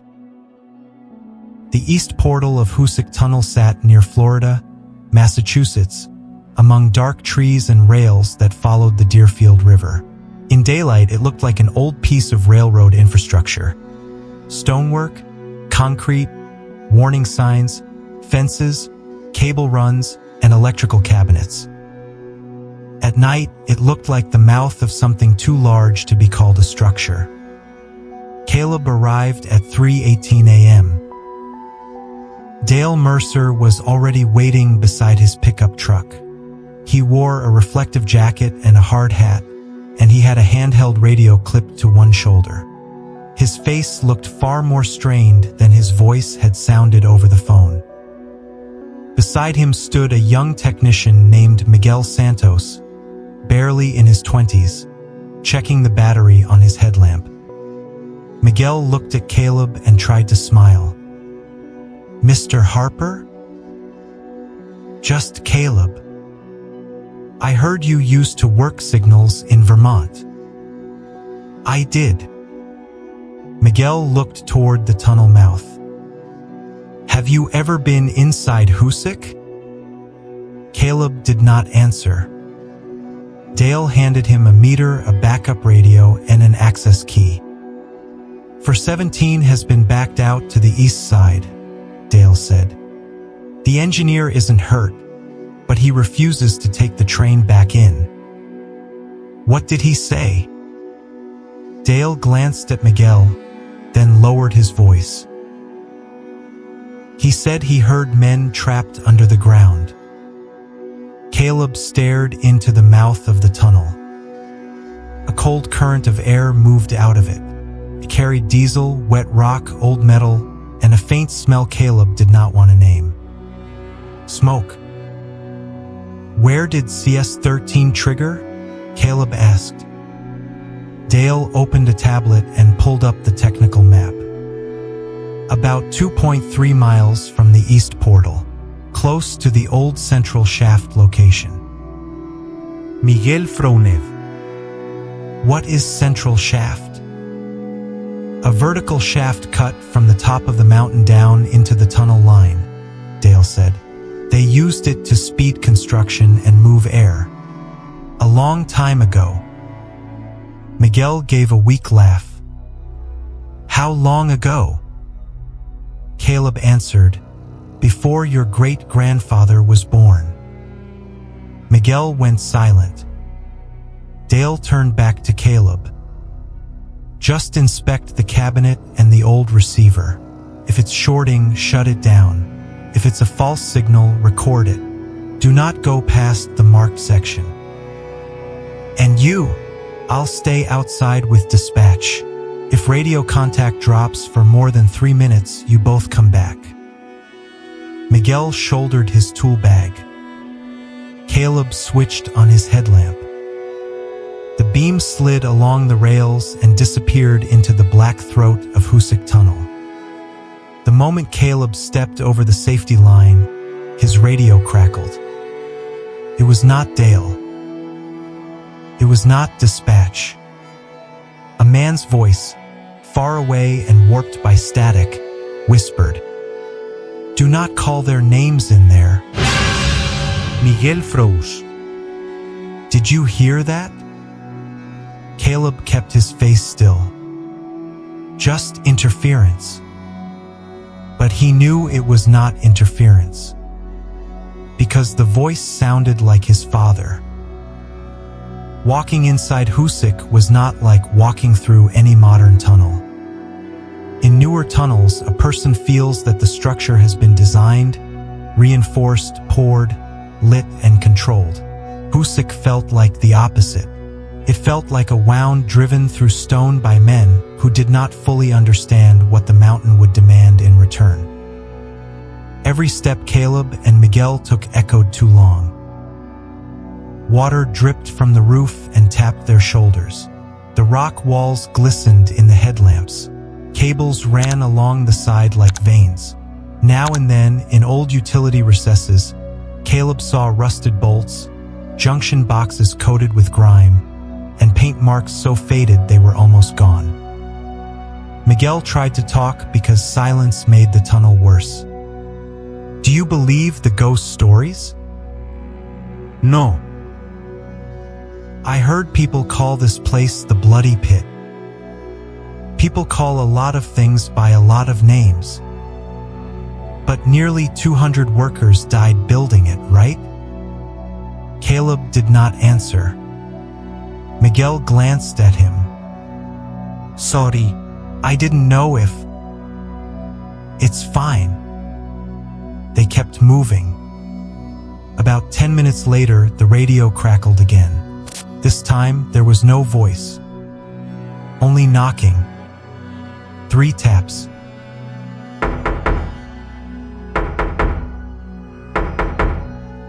Miguel lifted his radio. Dale, do you copy? Only static answered. Caleb checked his watch. 3:33 a.m. He stopped in front of an electrical box mounted on the wall. The code on it was E47B. exactly where it should be on the schematic. He opened the cover and checked the fuse, relay, signal line, and grounding. Everything looked normal. Miguel aimed his light farther ahead. Caleb! What? There's a light. Caleb closed the box and turned. Far down the tunnel, beyond the reach of their headlamps, a small orange point blinked in the black. It was not fixed. It swayed gently, like an oil lantern carried in someone's hand. Miguel whispered, "Is that a rail worker?" Caleb raised the radio. "Dale, is anyone else inside the tunnel?" No answer came. The orange point went out. Then a low, heavy sound rolled through the stone. Boom! Miguel stumbled backward. It did not sound like falling rock. It sounded like an explosion buried under hundreds of feet of earth. A moment later, the air inside the tunnel changed. A hot draft brushed Caleb's face. For one short second, he smelled burned hair. Then came the screaming. This time, it did not come through the radio. It came from ahead. Miguel cursed and backed up again. Caleb stood still. The screams stretched through the tunnel, breaking into coughing, pleading, and fists beating against wood. In the middle of it all, one voice rang clear. "Thomas! Lift Thomas first." Miguel looked at Caleb. "Who is Thomas?" Caleb did not know, but his hands had gone ice cold. Because when he was a boy, whenever his mother woke from nightmares, she sometimes called him by a different name. Not Caleb. Tommy. They found the CS-13 cabinet at 3:51 a.m. It sat behind a low metal door near a section of wall that looked older than the rest of the tunnel. The door was partly hidden by cable runs, abandoned tool bins, and layers of black dust. If not for the red indicator light blinking behind the grime, Caleb would have walked past it. 3 letters had been scratched into the door by hand. Yes. Below them was the number 13. Miguel swallowed. I thought this system wasn't active anymore. Caleb had thought the same thing. The lock was old, not like the modern railway locks. But when Caleb inserted Dale's key, it opened too easily, as if someone had oiled it recently. Inside was not a cabinet. It was a narrow service recess, barely large enough for 2 men to stand shoulder to shoulder. Copper wires ran along the wall. An old communication box was mounted near the back. A few steel pipes disappeared into stone, and on a wooden shelf sat a cassette recorder. Miguel shone his light on it. What decade is that from? Caleb did not answer. The recorder should not have been there. Could not have been there. It was the kind of cassette machine used in the 1970s or 1980s. Its plastic casing was cracked and coated in dust, but the red light on the machine was glowing. The tape inside was turning. Miguel bent closer. Where is it getting power? Caleb looked at the cord. There was no cord. No battery cover. No source at all. But the reels kept moving. Hiss. A voice came through the small speaker. October 18th. Miguel stepped back. Caleb froze. It was his father's voice. Arthur Harper. Deep, exhausted, broken by static, but impossible to mistake. October 18th, the voice continued. I returned to the central shaft location after hearing the knocking. No crew was inside. No maintenance was scheduled. But I heard men below me. They said there were 13. But the list is wrong. Miguel looked at Caleb. Is that? Be quiet. The machine kept playing. I reported it to Mercer. He told me to leave, but then I saw the boy. He was standing between the rails, soaked through, with soot on his face. He wasn't crying. He was holding a metal tag and asking, "Where are the others?" Caleb could not breathe. Miguel said softly, "Caleb." The tape hissed. Then Arthur's voice moved closer, as though he had leaned toward the microphone. "If anyone finds this tape, do not bring it back into the tunnel. Do not let it hear its name. And if the boy grows up, if Caleb ever hears this..." The tape squealed. Arthur's voice warped. "Do not let him remember who he is." The red light went dark. In the cramped recess, Caleb heard a sound behind him. He turned. On the damp floor outside the opening, a small footprint had appeared. A child's footprint. It was fresh, muddy, and it led west into the dark. Caleb and Miguel came out of the tunnel close to 5 in the morning. Dale was waiting at the portal, his face drained of color. He said their radios had been dead for 27 minutes, even though Caleb felt they had spent less than 5 minutes inside the recess. When Caleb told him about the recorder, Dale did not look as surprised as he should have. He simply stayed quiet for a long time. Then he said, "You should go home."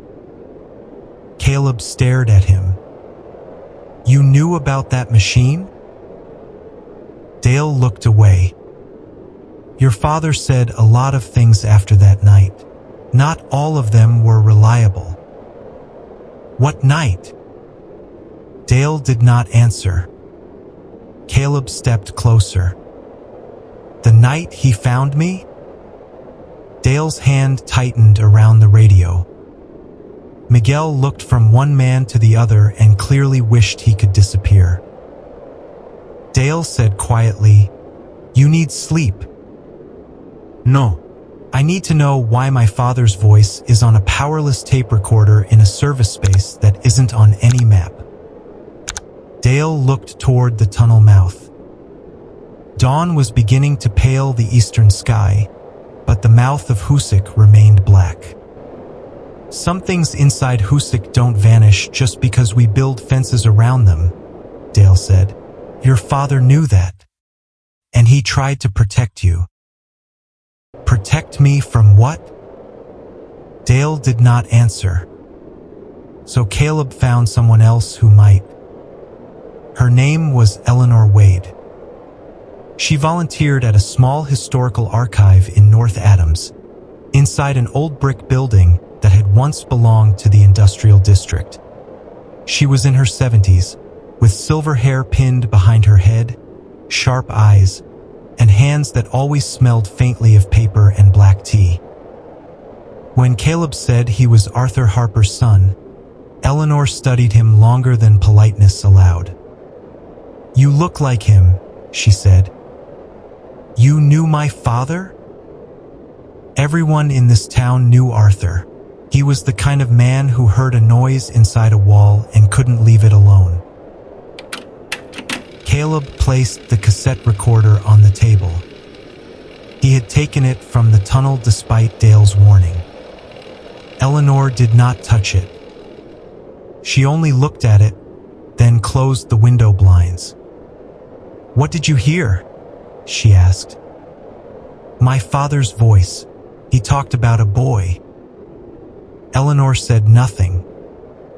"That was me, wasn't it?" Caleb asked. Instead of answering, She opened a cabinet and pulled out a brown file box.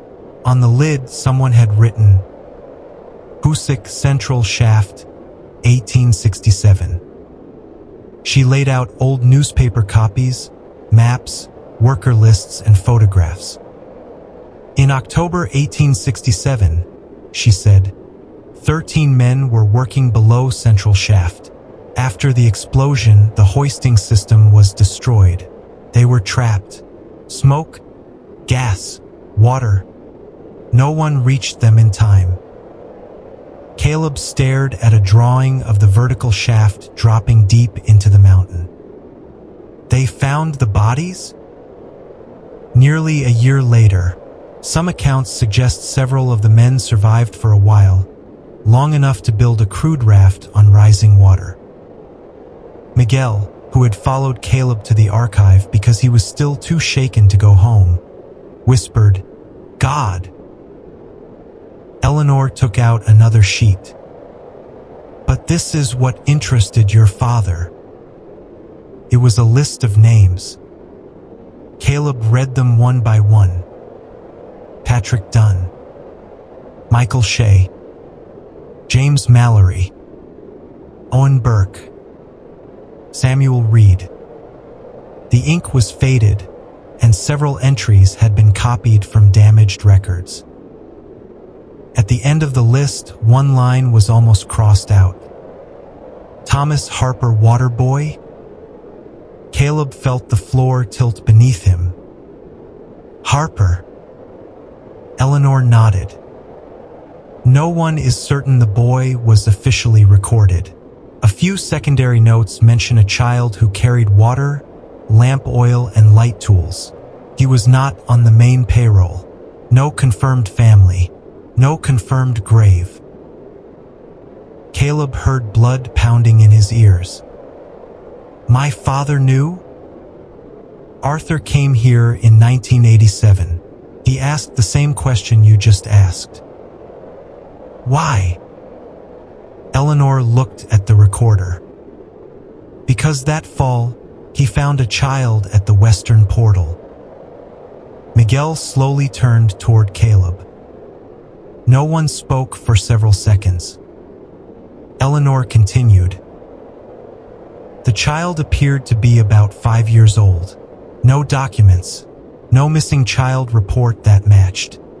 He had a fever, his clothes were soaked, and he was holding an old metal tag. Your mother wanted to keep him. Arthur agreed.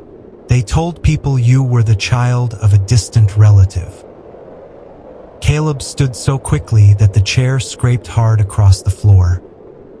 No. Eleanor did not try to stop him. You don't have to believe me, but Arthur gave me this to keep. From the box, she removed a small oval piece of metal, blackened by soot and rust. The letters on it read, H. Beneath them was the number 13.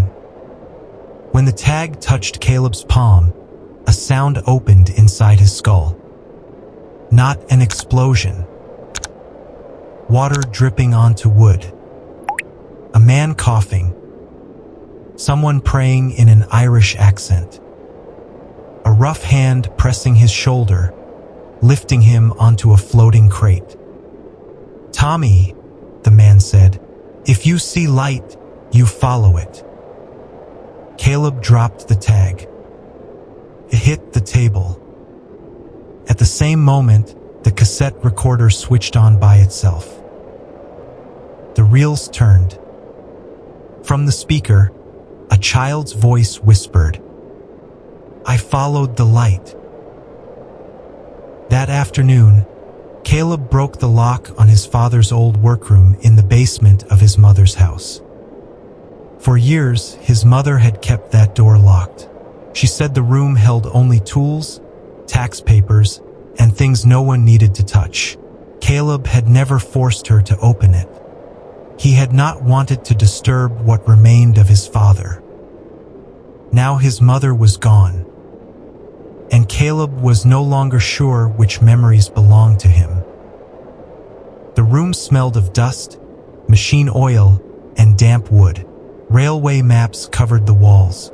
So did electrical diagrams and photographs of Husik Tunnel from different years. There was the east portal under snow, the west portal in fog, a photograph of the old central shaft from above, a black scar in the trees. On the desk, Caleb found a tin box. Inside were 3 cassette tapes, his father's notebook, and incomplete adoption papers. He opened the notebook. Arthur's handwriting was slanted and firm. October 17th, 1987. Caleb went cold. Exactly 120 years after the central shaft disaster. He kept reading. 2:17 a.m. strange signal from mid-tunnel. Old code CS13. No clear source. I went in with Mercer. Heard knocking below the floor rock. Mercer says it is water in an old line. But water does not know people's names. The next page read. 3:02 a.m. saw a lantern in the tunnel. Impossible. Followed it to the sealed area near the old shaft. Heard men shouting, "Lift the boy first." The page after that. 3:19 a.m. found the child near the west portal. He could not have walked that distance. Barefoot, cold as ice. Said his name was Thomas. When I asked where the others were, he said, "Under the water." Caleb turned the pages faster. The doctor says he remembers nothing. Sarah wants to keep him, so do I. But every night he dreams about the blast. Every clock in the house stops at 2:17. Sarah was Caleb's mother. He kept reading. Eleanor found the name Thomas Harper in a secondary record. No proof. But the metal tag matches. If this is real, the boy does not belong to our time. Caleb had to put the notebook down for a moment. He did not want to continue, but his hand turned the page anyway. Dale says we should tell the authorities. Tell them what? That the tunnel returned a child who died more than a century ago. They will take him. They will turn him into a file, then a lab, then a headline. Sarah cried. Il chose silence. The last page was written in a shakier hand. The screaming has returned. I hear them calling him. Not Caleb. Thomas. I think the tunnel did not give him back to us. It only loaned him. Caleb sat motionless in the basement. Above him, the old house creaked in the wind. His phone rang. It was his daughter, Mia. Caleb looked at the screen for a long time before answering. Dad. Mia sounded half asleep. She was 14 and lived with her mother in Boston. Caleb had not told her what was happening. She knew only that her grandfather had worked on the railroad, her grandmother had died, and her father was staying in North Adams for a few days. I'm here, Caleb said. Are you okay? I just dreamed about you. Caleb closed his eyes. What did you dream? You were standing inside a tunnel. There were people behind you. They were all wet. One of them said you had to answer them. Caleb could not speak. Mia continued. Dad, why did they call you Thomas? The basement turned colder. On the desk, the old recorder from the tunnel switched on again. A distant blast. Then Arthur Harper's voice came through. Arthur Harper, final recording. If it has begun calling the next generation, then time has run out. Caleb dropped the phone. Mia's voice came from the floor. Dad, are you there? But another voice came through the recorder. Mia's voice. Small. Far away. as if speaking from deep underwater. "Dad, it's dark in here." 7. Do not answer if you hear your name. Caleb drove to Dale Mercer's house as night was falling. Dale lived alone in a small wooden house near the edge of town. When he opened the door and saw Caleb holding Arthur's notebook, he did not look surprised. He only said, "I hoped you wouldn't find it." Caleb stepped inside. Mia heard it. Dale went still. "Your daughter." She dreamed about the tunnel. The recorder played her voice. Dale sat down as if his legs had lost strength. "Then it has started." "What has started?" Dale rubbed both hands over his face. "In 1987, your father didn't just find you. He pulled you out." Caleb stared at him. "Out of where?" "From a sealed passage near Central Shaft. There was an opening in the wall that wasn't on any map. Arthur heard a child crying. I told him not to go in. He didn't listen." Dale looked through the dark window. "When he crawled inside, I heard a blast. Not loud, but enough to shake the tunnel. Then he came back carrying you. You weren't breathing. Your skin was blue with cold. Arthur gave you breath right there on the rails. When you started breathing, every light in the tunnel went out." Caleb stood silent. "Why didn't you tell me?" "Because Arthur made me promise. Because Sarah begged me. Because you were a child. You didn't deserve to have the world tear you open looking for an answer." "Then what are the screams?" Dale did not answer immediately. He got up, took an envelope from a cabinet, and handed it to Caleb. "Arthur left this with me. He said that if you ever asked the right question, I had to give it to you." Inside the envelope was a sheet of yellowed paper. It was not modern paper. It was coarse, brittle, and covered in faded brown ink. Caleb read, "We counted 13 when we went down. But when the water rose, there were only 12 grown men and the boy. No one wanted to say it. We put him on the raft because he was the lightest. If anyone hears us, pull the boy first. His name is Thomas Harper. He does not deserve to die down here." Beneath the message were several shaking signatures. Patrick Dunn, Michael Shea, Owen Burke, James Mallory, and others. Caleb felt his throat tighten. Dale said, "Your father believed those men did one last thing before they died. They sent you out, not in any normal way. Maybe it was a hallucination. Maybe it was something in the mountain. I don't know. But Arthur believed they traded whatever time they had left to save you." Caleb whispered, "Then why are they calling me back?" Dale looked directly at him. "Arthur didn't think they were calling you." "Then who was?" Dale swallowed. "The tunnel."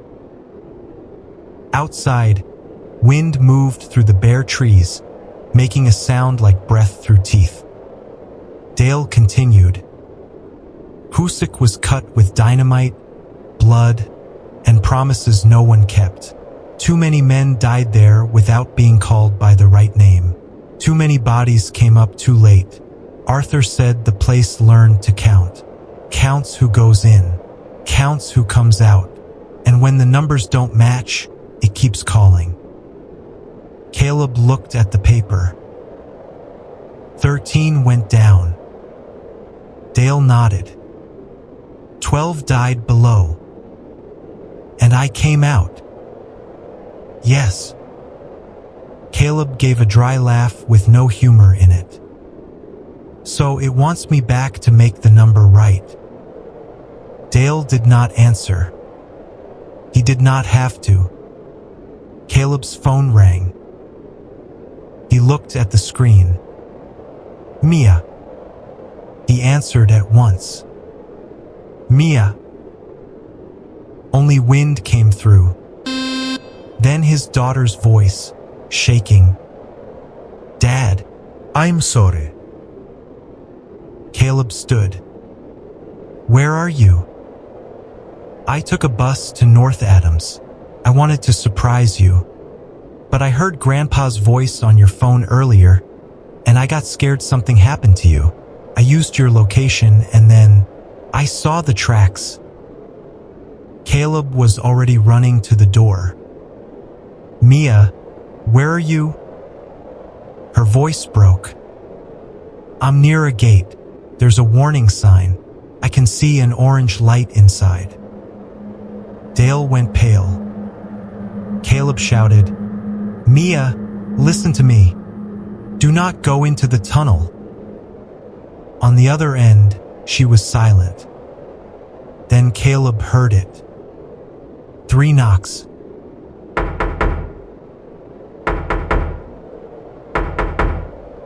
Mia whispered, Dad, someone is calling my name. The call dropped. Caleb drove back to the tunnel as if the road no longer mattered. Dale sat in the passenger seat, calling dispatch, railway police, local authorities, anyone who could stop trains and send a rescue team. But that night, every call broke apart. Whenever Dale said the word Husik, the line filled with static, then the sound of running water. Miguel was already at the east portal when they arrived. He was out of breath, holding a flashlight and a rescue pack. I heard a child crying on the radio, Miguel said. I thought. Caleb did not wait. He put on a hard hat, took a light and ran inside. Dale shouted behind him, Caleb, do not answer if you hear your name. But Caleb had already crossed the safety line. Inside Husik, the dark was deep and cold. He ran along the rails, his headlamp jumping across wet stone. Miguel followed close behind. Dale came last, breathing hard and calling into the radio. Mia, Caleb shouted. His voice came back again and again. Mia, Mia, Mia. Then a girl's voice answered from ahead. Dad. Caleb stopped. The voice came from the right, behind an old utility recess. He shone his light inside. No one was there. Mia. Dad, I'm here. The voice came again. This time, Caleb recognized what was wrong. It was not that it failed to sound like Mia. It sounded too much like her. It had every note of his daughter's voice, but none of the breath between the words, none of the life. Miguel whispered, That isn't her. From the darkness ahead, an orange light appeared. It swayed gently, moving deeper into the tunnel. Caleb followed it. Dale grabbed his shoulder. No. Caleb tore free. My daughter is in here. Dale shouted. It is using her voice to pull you to Central Shaft. Caleb turned on him, eyes red. So what do you want me to do? Stand outside and wait like they waited in 1867? Dale had no answer. That sentence struck the deepest nerve of the whole place. Because that was what Husik Tunnel remembered best. The men above had waited. The men below had screamed. Between them were stone, fire, water, smoke, broken machinery, and a distance no one crossed in time. Caleb kept walking. When they reached CS-13, the metal door was open. Inside the recess, the cassette recorder was running.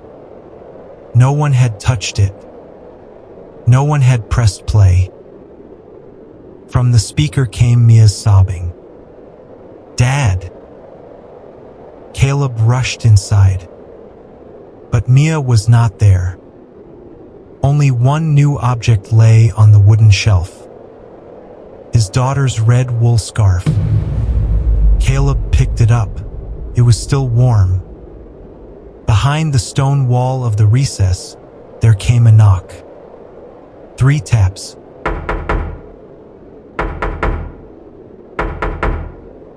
Miguel aimed his light at the wall. There's a gap. No one knew when it had appeared. Between the stones was a black opening, narrow enough that a grown man had to turn sideways to pass through. Air breathed out of it, hot and damp. It smelled of smoke, stagnant water, and burned skin. Dale stepped back. No, it was sealed in 1987. Caleb looked at him. Is this where my father pulled me out? Dale gave the smallest nod. From inside the gap, Mia's voice came. Dad. This time it had breath. It had real sobbing. It had fear. Caleb did not hesitate. He turned sideways and entered the dark. The gap led down through a narrow slanting passage that did not resemble any part of the modern tunnel. The walls were raw, wet stone, stained with black soot. Caleb had to duck, and in some places he had to crawl on his knees. Miguel tried to follow, but Dale pulled him back. Let me, Dale said. He knew he owed Arthur Harper this much. But the instant Dale touched the opening, an unseen force threw him backward. Miguel caught him before he struck the rail. Caleb heard the commotion behind him, but he did not turn around. He kept moving down. The passage opened suddenly. Before him was a low chamber filled with ankle-deep water. The ceiling was close. Temporary timber supports, black with age and rot, leaned under the weight of stone. Rusted tools lay scattered in the water. A broken crate floated near the center. Mia stood in the middle of the chamber, shivering, her coat smeared with mud, her eyes wide. Mia! Caleb ran to her and wrapped her in his arms. She broke into sobs. Dad, I don't know how I got here. I saw someone with a lantern. I thought it was you. It's all right. I'm getting you out. But when Caleb turned, the stone passage was gone. Only a solid wall remained. Mia cried arder. Dad! Caleb forced himself to stay calm. He pulled out his radio. No signal. He pulled out his phone. The screen was black, though the battery had been almost full before. Then, from the darkness around the chamber, coughing began. One man, then 2, then many. Caleb turned slowly. At the edges of his light stood figures in the water. They wore 19th century work clothes. Torn shirts, suspenders, soft caps blackened by coal dust and soot. Their faces were gray and wet. One man was burned. Another held a broken arm. Another covered his mouth as if still breathing smoke. Mia whimpered.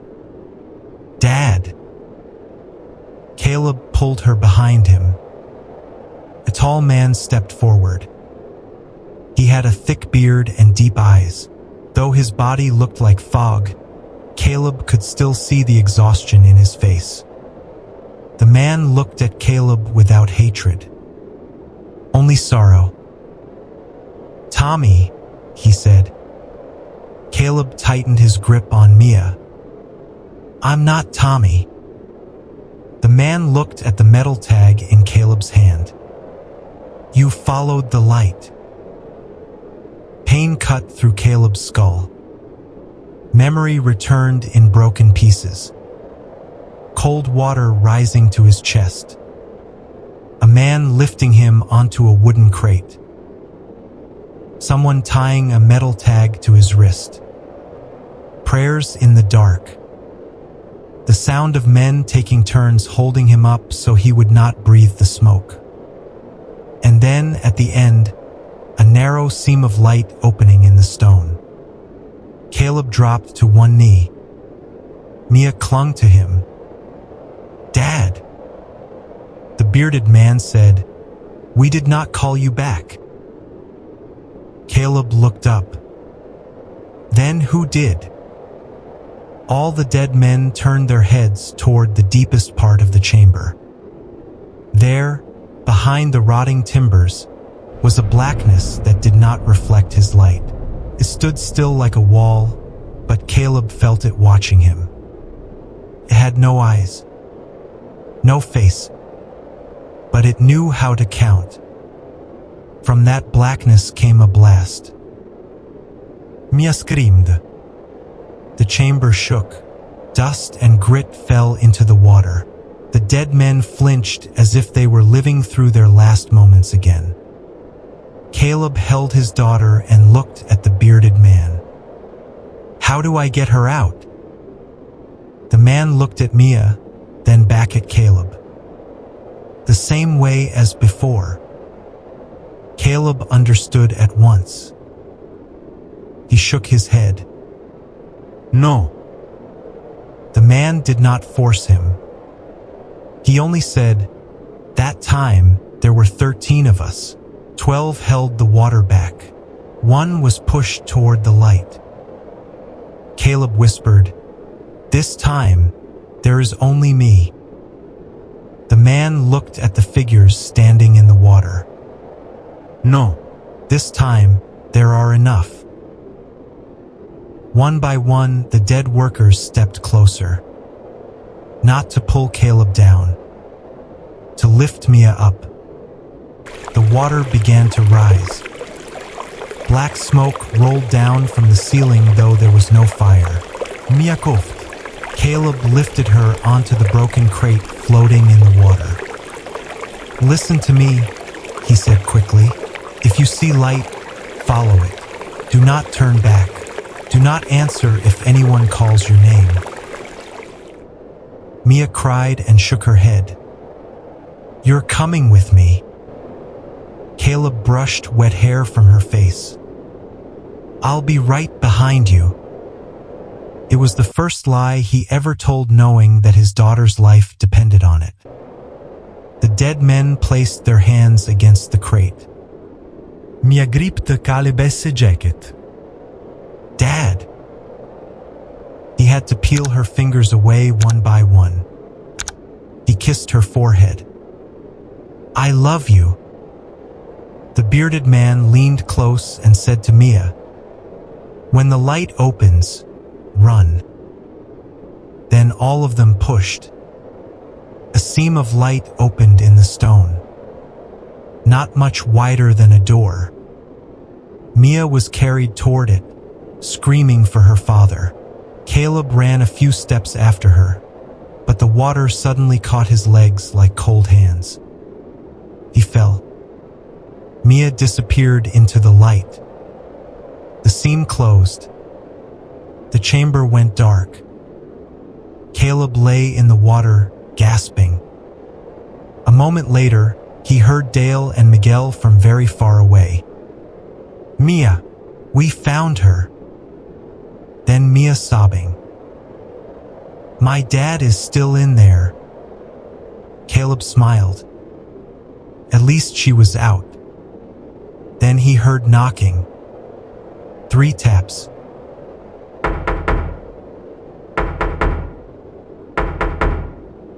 The blackness at the end of the chamber began to move. The dead men stepped back. The bearded man looked at Caleb. Now it will count again. Caleb stood, water at his waist. And if the number is right, maybe it will go quiet. Maybe. The man gave him a sad look. None of us ever got out to check. Caleb let out a shaky laugh. Then this time, I'll stay and listen. The blackness opened like a mouth. From inside it came every blast that had ever happened in Hoosick Tunnel.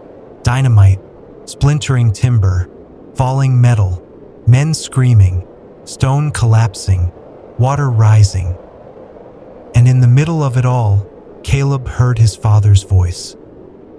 Arthur Harper said, "I'm sorry, son." Caleb closed his eyes. "It's all right, Dad." Then the darkness passed through him. Mia Harper was found at the east portal at 4:26 a.m. She was soaked, freezing, and clutching the metal tag marked TH13. Dale Mercer and Miguel Santos swore they saw a seam open in the wall of CS13 and that Mia crawled out of it, crying until she almost collapsed.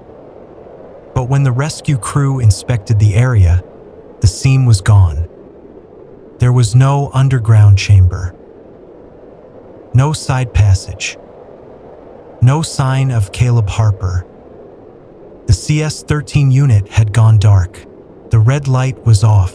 The cassette recorder had vanished from the shelf, leaving only a clean rectangle in the dust. The official report said Caleb may have become lost in an old utility space and fallen into an unidentified void. The search lasted 4 days. The dogs found no trail. Thermal imaging found no heat. Ground scans detected no chamber large enough to match Mia's account. Dale Mercer retired 1 week later. Miguel Santos left Massachusetts before winter. Mia did not speak about the tunnel for almost a year. Then Eleanor Wade sent her an envelope. Inside was a restored copy of an old archive photograph. It showed a group of Hoosick Tunnel workers sometime in the late 1860s. They stood in front of timber rigging, their faces tired, their clothes powdered with stone dust. Eleanor had written one line. I do not know why this detail was not visible before. Mia looked at the photograph for a long time. In the back row, standing among 12 unfamiliar men, was someone slightly apart from the group. He wore old work clothes. His face was smeared with soot. His eyes looked straight into the camera. It was Caleb Harper. No younger. No older. On his ring finger was the same silver wedding band Mia had seen him remove every night and place beside the sink. But the ring was not what chilled her. It was the object Caleb held in his hand. An old cassette recorder. The red light on it was glowing. Mia turned the photograph over. On the back, in faded brown ink, someone had written, October 18th, 1867. Under that was another line, smaller than the first. 13 have been counted. Do not call again. After that day, no railroad crew reported hearing screams at CS13. No strange signal. No orange light. No blast at 2:17 in the morning. Hoosick Tunnel became an old railroad tunnel again, cold, damp, and silent. But years later, when Mia was grown, she returned to North Adams to sell her grandmother's house. In the basement, she found Arthur Harper's old radio. It had no battery. It was not plugged in. But when Mia touched it, the speaker crackled. At first, there was only static. Then water dripping. A man coughing. Something heavy being dragged across wood. Finally, Caleb's voice came through. very far away, very calm. Mia, if you are hearing this recording, it means it has learned how to count from the beginning again. Mia stood frozen. From the radio, her father whispered, "This time, don't let it know your name. Some places are frightening because of what people say about them. Others are frightening because history has already said enough." Hoosick Tunnel still exists. Trains still pass through the mountain. Maps can measure its length, engineers can study its stone, and records can count the dead. But if a tunnel has learned to count, maybe the most dangerous thing is not entering it. Maybe the most dangerous thing is hearing it count you back. If the story stayed with you, follow the trail into the next case. Some doors close when the past is buried. Others keep opening from the inside. There are places that do not need warning signs. They do not need barbed wire. They do not need a rusted board that says, "Do not go any farther." All it takes is standing at the edge of the road, staring into the dark line of trees ahead, and somehow your body understands. Something in that forest does not want to be awakened. On Long Island, New York, people call that place Mount Misery. By day, it is only a low wooded area near West Hills and Cold Spring Harbor. There are walking trails, riding paths, quiet homes hidden behind old trees, curving roads that vanish beneath heavy branches. But after sunset, everything changes. No one knows exactly when the change begins. Some say it began when the first people who lived on that land learned to avoid it. Some say it began with exhausted travelers climbing the hill by horse and wagon, giving the place its miserable name. Some say it began with an old fire, a missing child, a woman in white, a car that dies in the middle of the road, or a slow knocking sound from inside a hollow tree. For me, it began with a voice coming through a dead walkie-talkie. And it said, "They're here. Help me.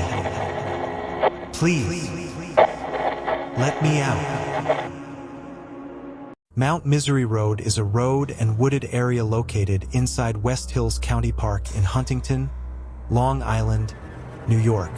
It is often linked with local history and supernatural folklore. The area is commonly mentioned alongside stories about Sweet Hollow Road, forest trails, unusual sounds, shadowy figures, and strange equipment failures. One detail that fits this story especially well is a 2025 article about a Long Island paranormal investigation group. According to that article, the group said they once captured a voice over a walkie-talkie in the Mount Misery area, saying words similar to, "They're here. Help me out. Please, let me out." The same article also mentioned local claims about malfunctioning equipment, a sulfur-like smell, dark figures, and dogs reacting strangely in the area. Some common legends, including the story of an asylum or mental hospital on Mount Misery, are considered by local sources to be difficult to verify, and in some cases to have little or almost no clear historical basis. My name is Nora Vu. I am not a psychic. I am not a ghost hunter. And I am definitely not the kind of person who walks into the woods at midnight just to prove that ghosts are real. I work part-time as an audio cleanup technician for a small company in Queens. My job is simple. I clean bad recordings, static in podcasts, wind in street interviews, distorted phone calls, wedding videos where the microphone rubs against someone's jacket. Sometimes security camera audio from homeowners who want to know whether the noise in their kitchen was a rat or a person. I know noise. Noise has a shape. It is like dust on glass. If you know how to wipe it away, whatever is hidden underneath begins to appear. But the audio file I received on a Tuesday night in October was not like anything I had ever cleaned before. The man who sent it was named Eddie Callahan. He was in his 50s, lived in Huntington, and introduced himself as part of a small paranormal investigation group on Long Island. His voice on the phone was calm, but it had the kind of calm that comes from not sleeping for several nights. He said, "Ms. Vu, I do not need you to believe in ghosts. I just need you to do one technical job." I said, "I'm listening. I need you to isolate a voice from a walkie-talkie recording." "What kind of walkie-talkie?" "An old Motorola, recorded in the woods." "Which woods?" The line went quiet for a moment. Then he said, "Mount Misery." I almost laughed. Not because it was funny, but because the name took me back to high school. Kids used to whisper about Mount Misery and Sweet Hollow Road. They said that if you parked under a certain bridge, left the car in neutral, and waited, invisible hands would push you forward. They said tiny handprints would appear on the glass. They said if you walked too far into the trees, someone behind you would call your name. I had never believed any of it. But I had also never gone there at night. Eddie sent the file right after the call. The file name was short. Site 2, raw, 3:17 a.m. I put on my headphones, opened the software, watched the waveform appear on the screen. 3 minutes and 12 seconds. At first, there was only wind. Crickets somewhere far away. Footsteps crushing dry leaves. Then a man whispered, "Recorder on." A soft click followed, like a walkie-talkie catching a signal.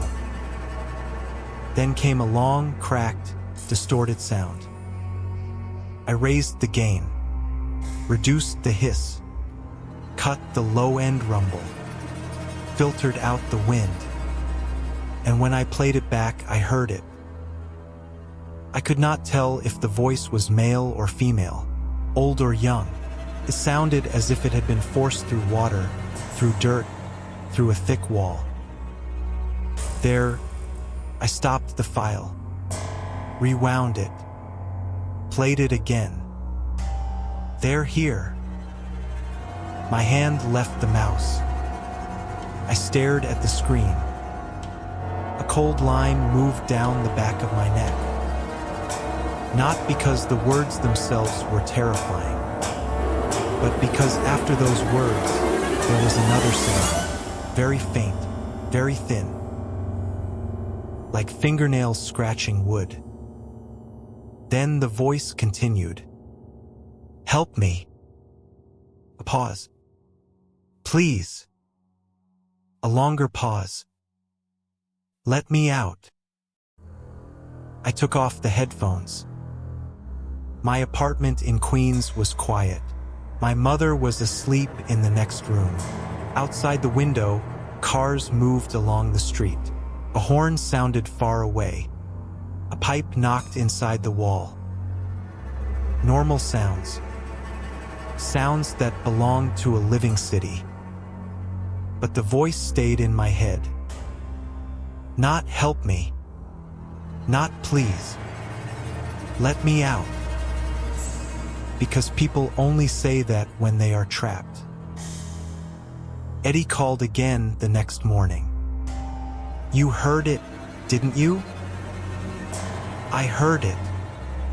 "Can you clean it up?" "Yes, but I need context." He sighed. "We recorded it at Site 2.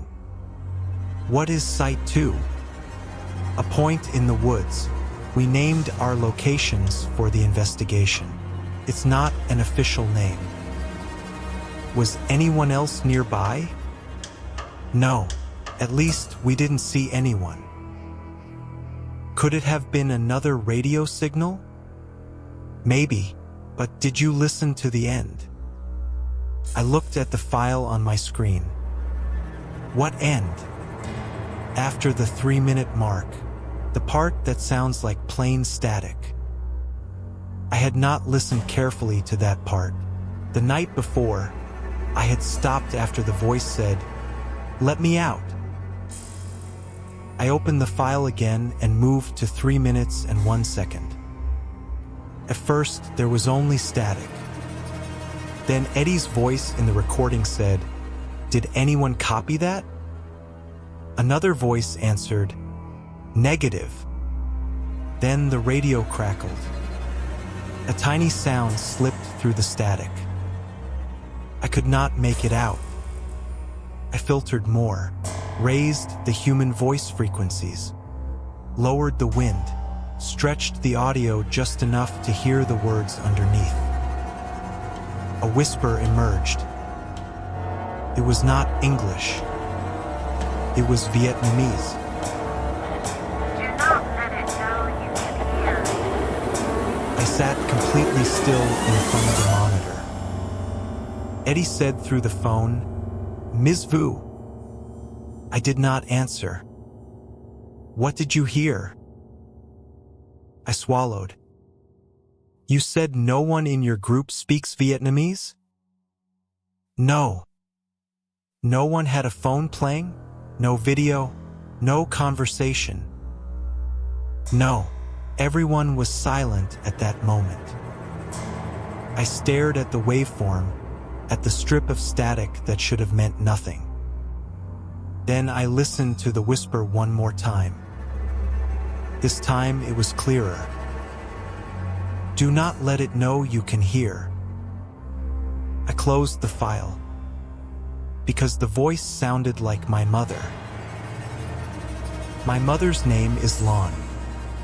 She came to the United States when she was 27. She worked in nail salons, restaurant kitchens, laundromats, and any place that would pay enough to raise me after my father disappeared. I used the word disappeared because there is no better word. My father, Pham Minh Quang, vanished in the fall of 2006. I was 12. He was a delivery driver for a small Asian grocery store in Hicksville. That night, he took one final delivery to Huntington. It was a small order: rice, soy sauce, noodles, and a few bags of vegetables. According to the receipt, the address was somewhere near West Hills. He never came home. The truck was found 2 days later on a side road near the edge of the park. The doors were locked. The delivery was still inside. His phone was dead under the passenger seat. No blood. No sign of a struggle. No body. The police said he might have gotten lost in the woods, or walked away from his life because of money problems. My mother never believed that. She searched for him for months. Flyers, phone calls, gas stations, stores, houses near the park, anyone who might have seen him. Only one elderly woman near Mount Misery Road said anything strange. Around 11 that night, she heard a man knock on her front door. 3 knocks. Slow. Polite. When she opened the door, no one was on the porch. But on the welcome mat, there was a bag of rice. The same brand my father had been carrying that night. After that, my mother never said the words Mount Misery in front of me again. She only said, "Some places swallow people, Nora. Not because they are hungry, because you answered when they called." I used to think that was grief speaking, until I heard her voice inside Eddie's recording. I did not tell Eddie about my father. I only said I needed more data. He sent me 3 more files. The first was a walkie-talkie recording from the year before. The second was audio from a recorder left in the woods, mostly leaves and wind. The third was a black infrared video 19 minutes long. I did not care about the image. I extracted the audio. There was no voice in the first file. In the second file, around minute 8, someone breathed very close to the microphone. They did not speak. They only breathed. But in the third file, I found something that made me get up and lock my apartment door. 12:44, between the insects and the wind, there was a telephone ring. An old ring, not a modern ringtone. A landline from the 90s.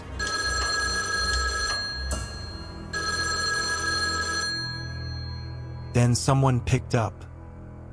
A man's voice said softly, Fam residence. I could not breathe. That was how my father answered the phone at home.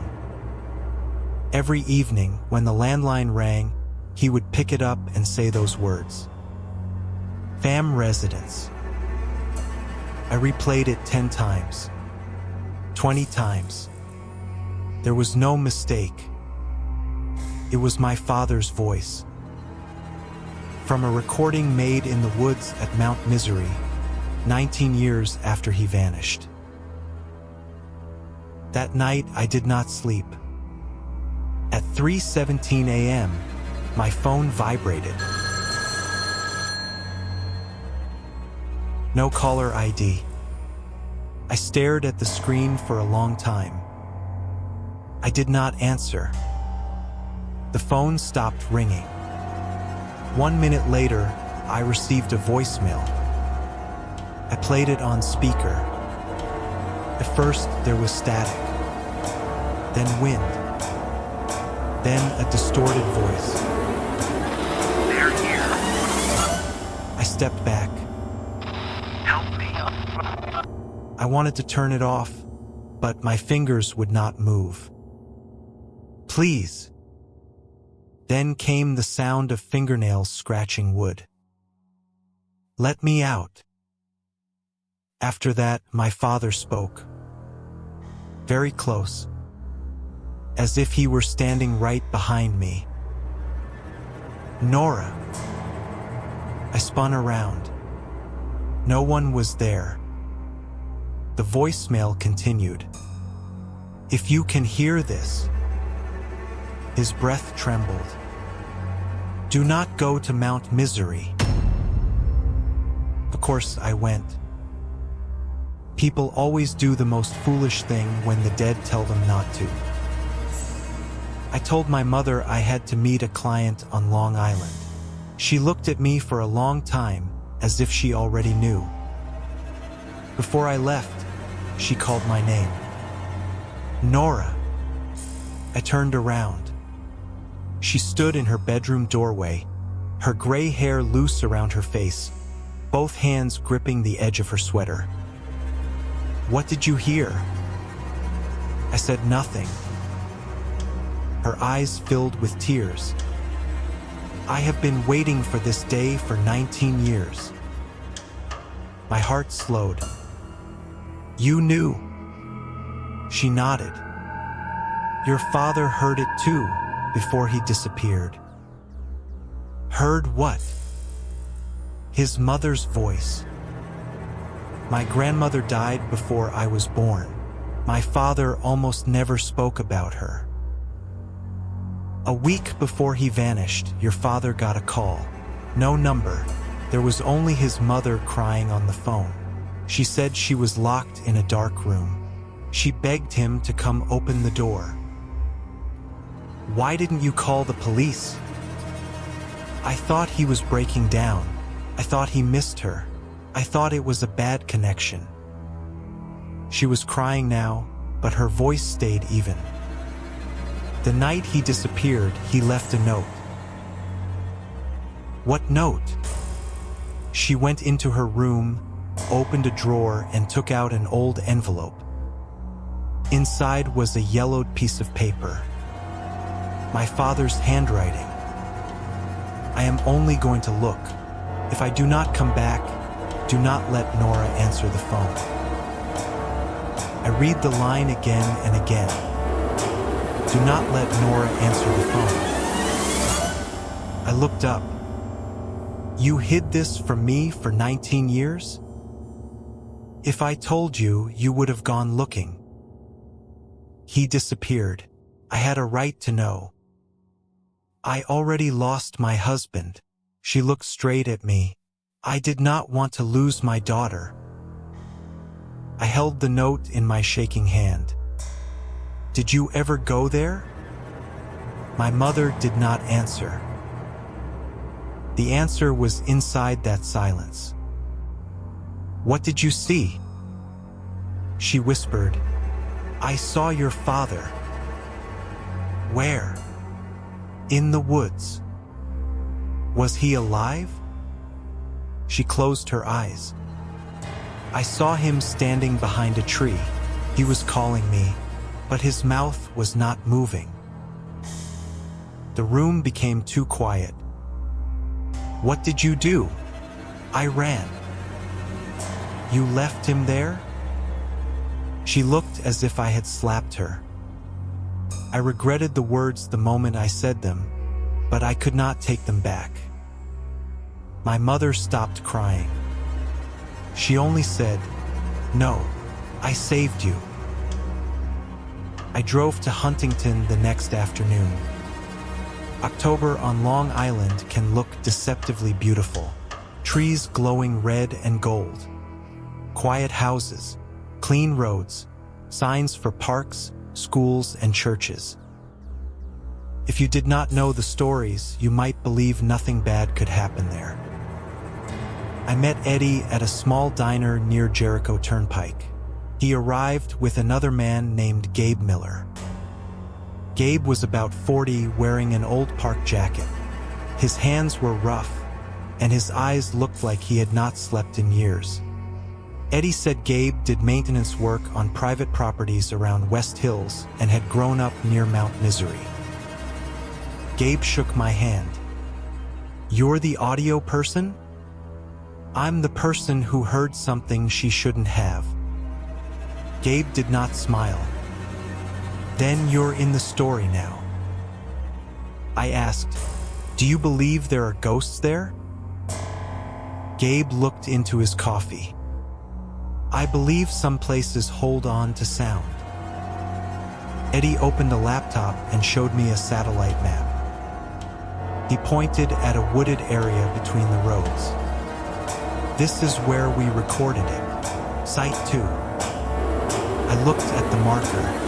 It was not as deep in the forest as I had imagined. It was close enough to the road to feel possible. What is there? I asked. Gabe answered, an old stone foundation, maybe a house, maybe a storage cellar. Nobody knows for sure. Kids call it the asylum ruin, but that's just a legend. Eddie said, the strange part is what happens to equipment there. Batteries drain, compasses spin, walkie-talkies catch voices. What frequency? I asked. Not a fixed one. Could be interference, power lines, a transmitter, trucks nearby. Gabe looked at me. You want a normal explanation? Yes. Then do not go in after dark. Why? Because during the day, the woods let you think you're smart. At night, they prove you wrong.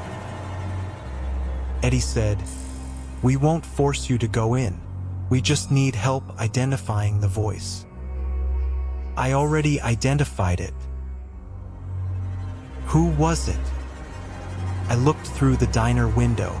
Outside, a yellow school bus rolled past. For 1 second, I thought I saw small hands pressed against the back glass. I blinked. Nothing was there. I said, "My father." We decided to enter the woods before sunset. I knew it was a foolish decision, but most decisions that lead people into tragedy do not look foolish at first. They look like responsibility, like love, like the last possible chance. Eddie carried walkie-talkies, recorders, an infrared camera, and flashlights. Gabe carried a small backpack, rope, a multi-tool, water, and a first aid kit. I carried my phone, headphones, a small recorder, and my father's note. When we stepped onto the trail, the air changed almost at once. Outside the woods, we could still hear traffic. Inside the woods, the traffic was gone. Not faded. Gone. As if someone had closed an invisible door behind us. Dry leaves cracked under our feet. Gray tree trunks stood on either side. The late light filtered through the canopy in cold yellow bands. Eddie walked ahead, constantly checking his meters. Gabe stayed behind us. I walked in the middle. After about 10 minutes, Eddie's radio crackled. He stopped. "Eddie to base. Radio check." No reply. Only clicking. Click. Click. Click. Then a child giggled. Eddie went pale. "Did you hear that?" I nodded. Gabe said, "Do not answer." Eddie looked at him. "It's just a kid." In these woods, anything that sounds like a kid should never be answered. The laughter stopped. The radio went silent. We kept walking. 5 minutes later, the smell arrived. At first, it was faint, rotten eggs, then stronger, sulfur, wet dirt, old burned wood. Eddie whispered, "Site 2 is close." My phone vibrated in my pocket. The screen said, Mom. I answered immediately. Mom. There was wind on the line. Mom. Then a woman began to cry. Not my mother. Nora. I froze. Gabe turned around. Hang up. The voice on the phone said, Nora, I'm so cold. My hands shook. My mother is home. It's making me watch you walk in. Gabe grabbed the phone from my hand and powered it off. I shouted, What are you doing? Saving you. That was my mother. No, he shoved the phone back into my jacket. That was the woods learning your mother's voice. I wanted to curse at him. But then, from deep among the trees, my father called my name. Nora. I stopped breathing. Gabe gripped my shoulder. Do not turn around. My father called again. Nora, my girl. Tears filled my eyes. I had not heard anyone call me that in 19 years. Nora, I'm here. I whispered, Dad. Gabe squeezed my shoulder harder. If you turn, you will see exactly what you want to see, and then you will follow it. Eddie lifted the infrared camera toward the trees behind us. He switched on the light. The woods were empty. But on the camera screen, between two trunks, a figure stood completely still. Tall, thin, head tilted slightly to one side. No face. Eddie stepped back and tripped over a root. The figure vanished from the screen. The radio clicked on. A man's voice said clearly, "Fam residence." I collapsed to my knees. Site 2 was not frightening in the way people expect. There was no iron gate, no abandoned hospital, no ruined walls covered in vines like something from a movie. It was only a shallow clearing in the woods where the trees grew thinner. In the center were a few stones arranged too neatly to be natural, half buried in leaves and moss. One low section looked like the mouth of a cellar almost filled with dirt. Eddie set up his tripod. Gabe knelt and brushed leaves away from the stone. I stood several steps back and looked around. The sulfur smell was strong enough to make me nauseous. "What is this?" I asked. Gabe did not look up. "Some say an old house foundation. Some say a storage cellar. Some say the entrance to a mental hospital that never existed." "And what do you think?" "I think it's a mouth." Eddie switched on a recorder. Session begins. October 21st. Site 2. Present. Eddie Callahan, Gabriel Miller, Nora Vu.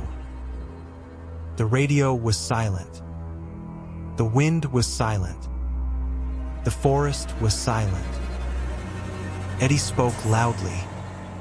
"If anyone is here, we can hear you. What do you need?" "Nothing." "Are you the one who spoke through the radio?" A single leaf fell onto the stone. Eddie looked at me. "Do you want to ask?" I did not, but my mouth opened anyway. "Dad." No answer. I stepped closer. "Dad, if it's you, say something only I would know." The clearing seemed to deepen. Then the radio crackled. A man's voice, very far away, said, "Nora used to hide candy in the blue pencil case." I started crying. No one knew that except my father. When I was little, my mother banned candy because I had cavities. My father secretly bought me milk candies and told me to hide them in a blue pencil case under my bed. I took another step. Gabe caught my wrist. "Don't." Pulled away. "That is my father." "No," Gabe's voice shook. "That is what ate your father's memories." I stared at him. "What do you know?" Gabe's face went white. "I know because it knows my brother's memories too."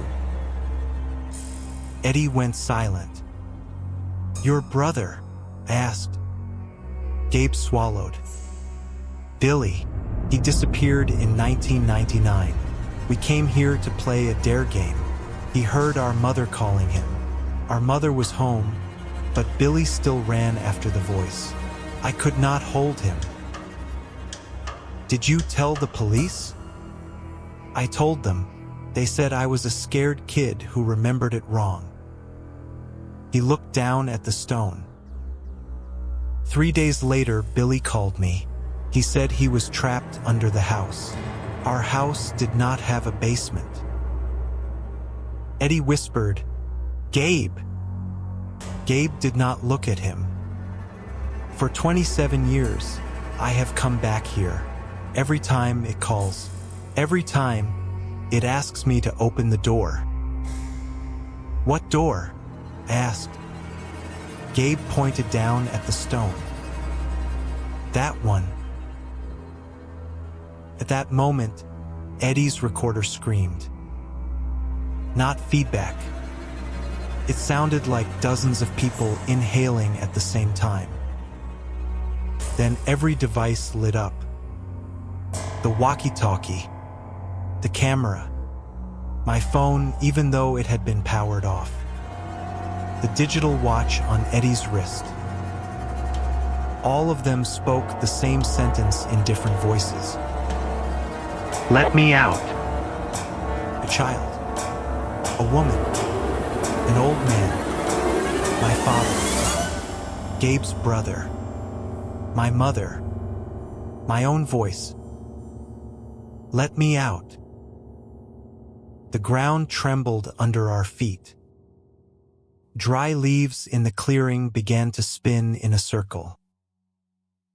Gabe shouted, "Back up!" But Eddie had already dropped to his knees beside the stone, his eyes wide and empty. He whispered, "I see my daughter." I did not know Eddie had a daughter. He put his hand on a flat, moss-covered stone. "Emily?" Gabe lunged to pull him away. Too late. The stone shifted. Not far. Only a few inches. But enough to reveal a black crack underneath. Cold air blew up from below. The rotten smell burst out. And from inside the crack came knocking. 3 knocks. Slow. Polite.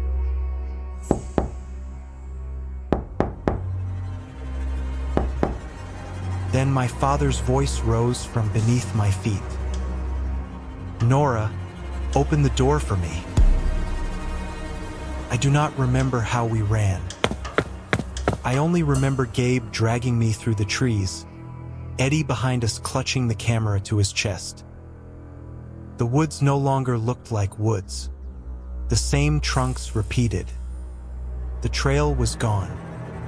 The farther the flashlight reached, the thicker the darkness became.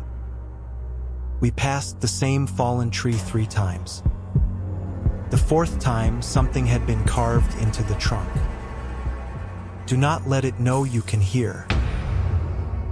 I screamed. Eddie fell. The camera flew from his hands and landed face up.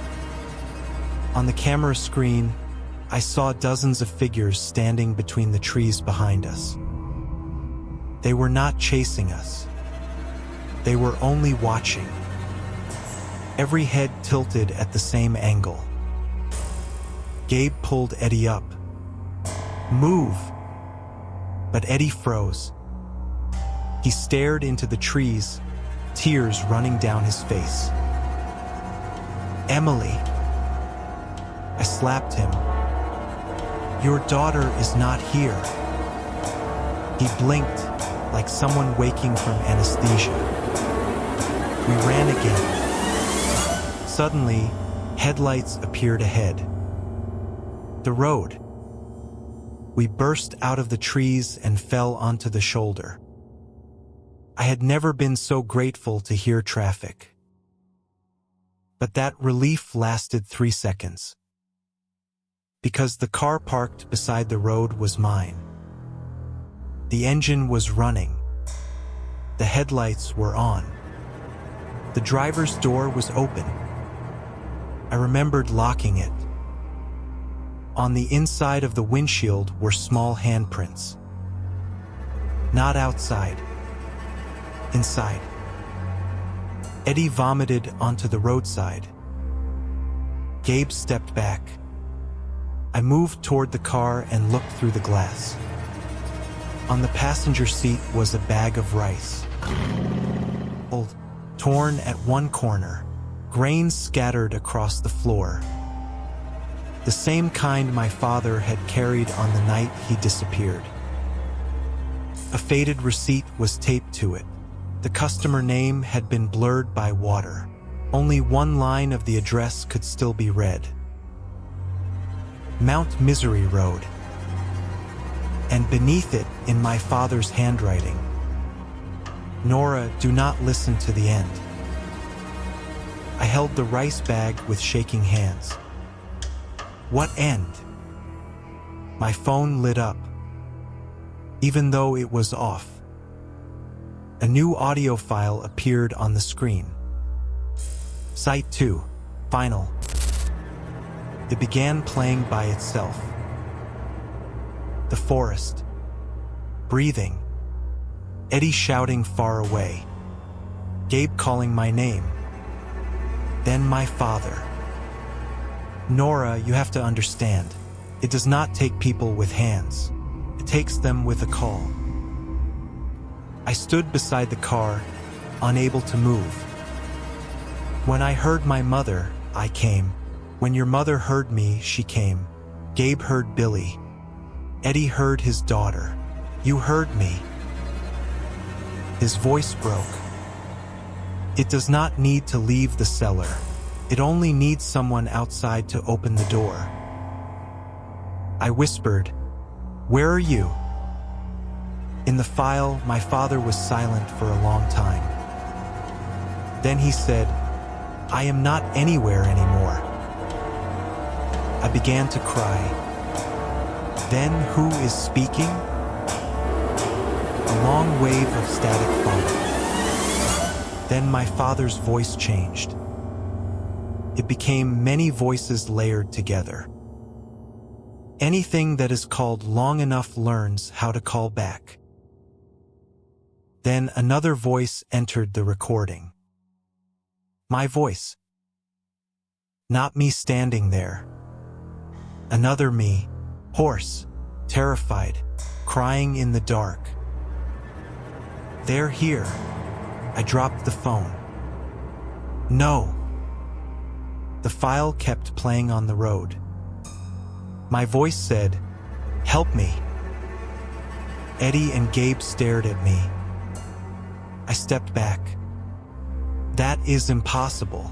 This was Eddie's file. It was recorded before I came here. My voice on the phone said, "Please." Gabe looked at me with an expression I will never forget.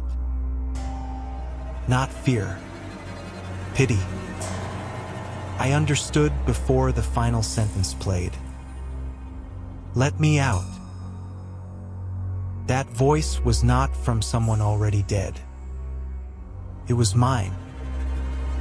The recording Eddie sent me had not been created before the trip. It was created after. After I entered the woods. After I heard my father. After I reached Site 2. Mount Misery did not only hold sound. It sent sound backward. It released a cry for help into the past, to the exact person who would be hurt enough to come looking. My father was not the first person called. I was not the last. The phone on the road began knocking.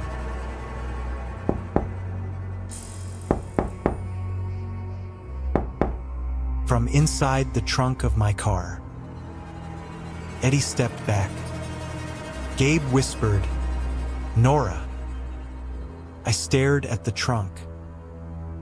The knocking continued. Knock. Knock. Knock. Then my mother's voice came from inside. My daughter. I did not move. Gabe said, "Do not open it." My mother cried from the trunk. "Nora, I'm sorry. I'm trapped in here." I shook my head, tears running down my face. My mother is in Queens. The voice in the trunk said, "No, I followed you." I grabbed Eddie's spare phone and called my mother. 1 ring. 2 rings. 3 rings. She answered. "Nora?" I broke down. "Mom, where are you?" "At home. What's wrong?" I looked at the trunk. The thing inside was still crying. "Open it for me."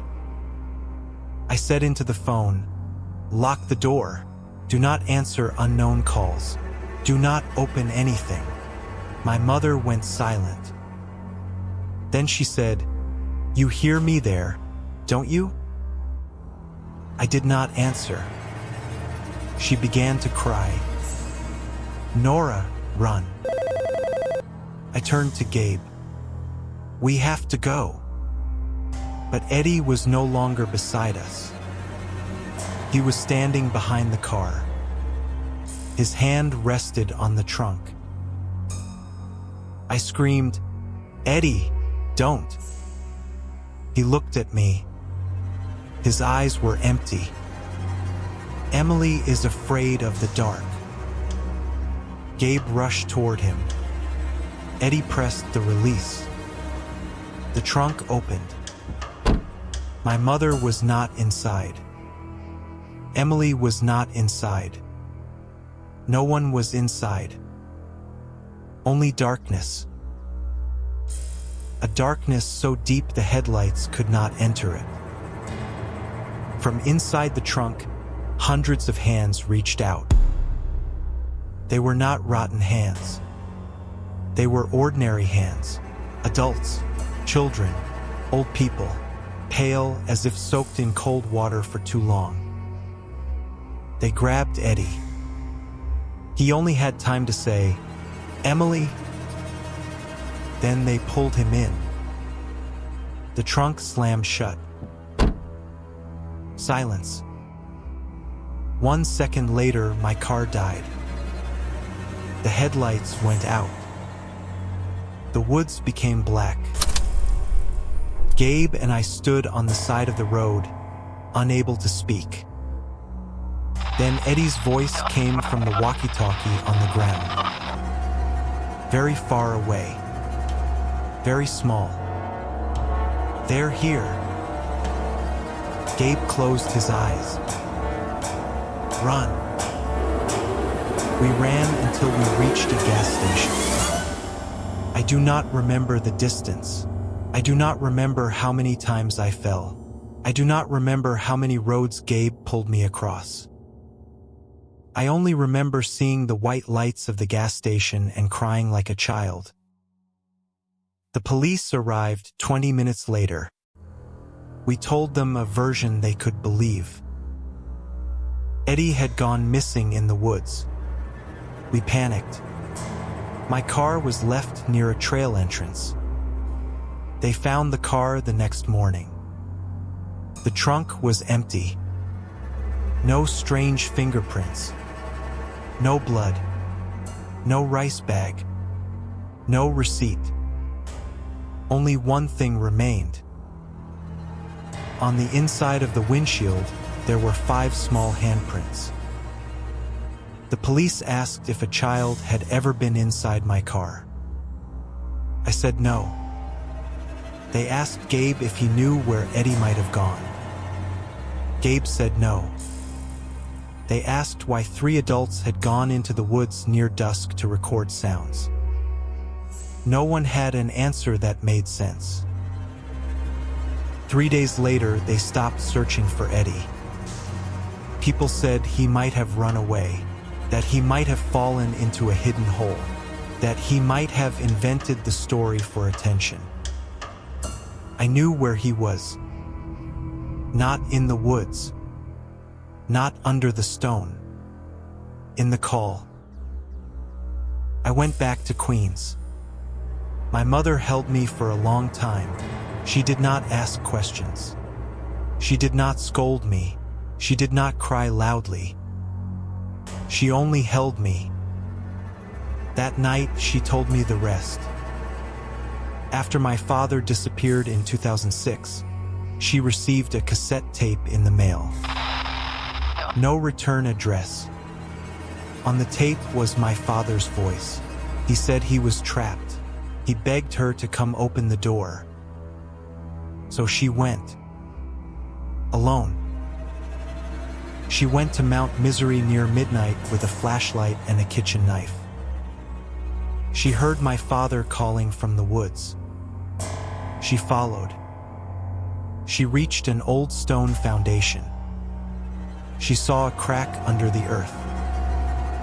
From below, my father said, "Lon, open it for me." She put her hands on the stone. She almost pulled it back. Then she heard me crying. My 12-year-old voice. from underneath. "Mom, I'm scared." She stopped. Because that night, I was asleep at my aunt's house. I could not be under the ground. My mother understood. If she opened that door, it would not give my father back. It would only take her too. So she ran. And from that day on, she never listened to anything connected to Mount Misery again. I asked her, "Do you think Dad hates you?" She looked at me for a long time. Then she said, "If it was still your father, he would have wanted me to run." I do not know if that made me feel better. Maybe it did. Maybe it did not. Because 1 week later, I received an email from Eddie.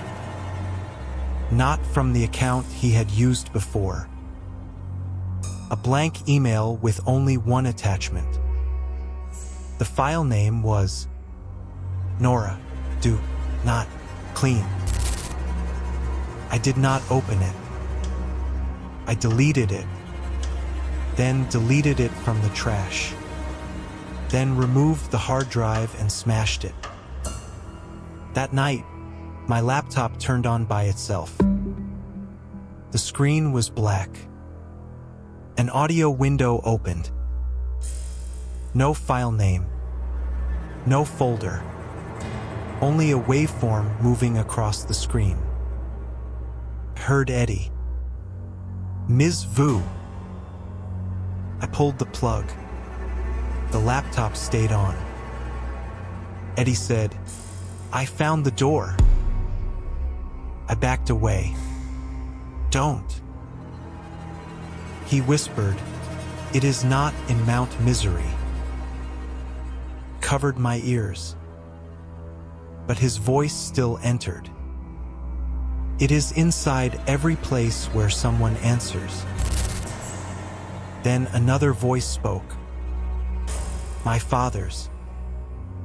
"Nora, I'm sorry." I cried, "Dad, you have to do one thing." "No. You have to tell the story." I shook my head. "No, I will not help it." Not help it.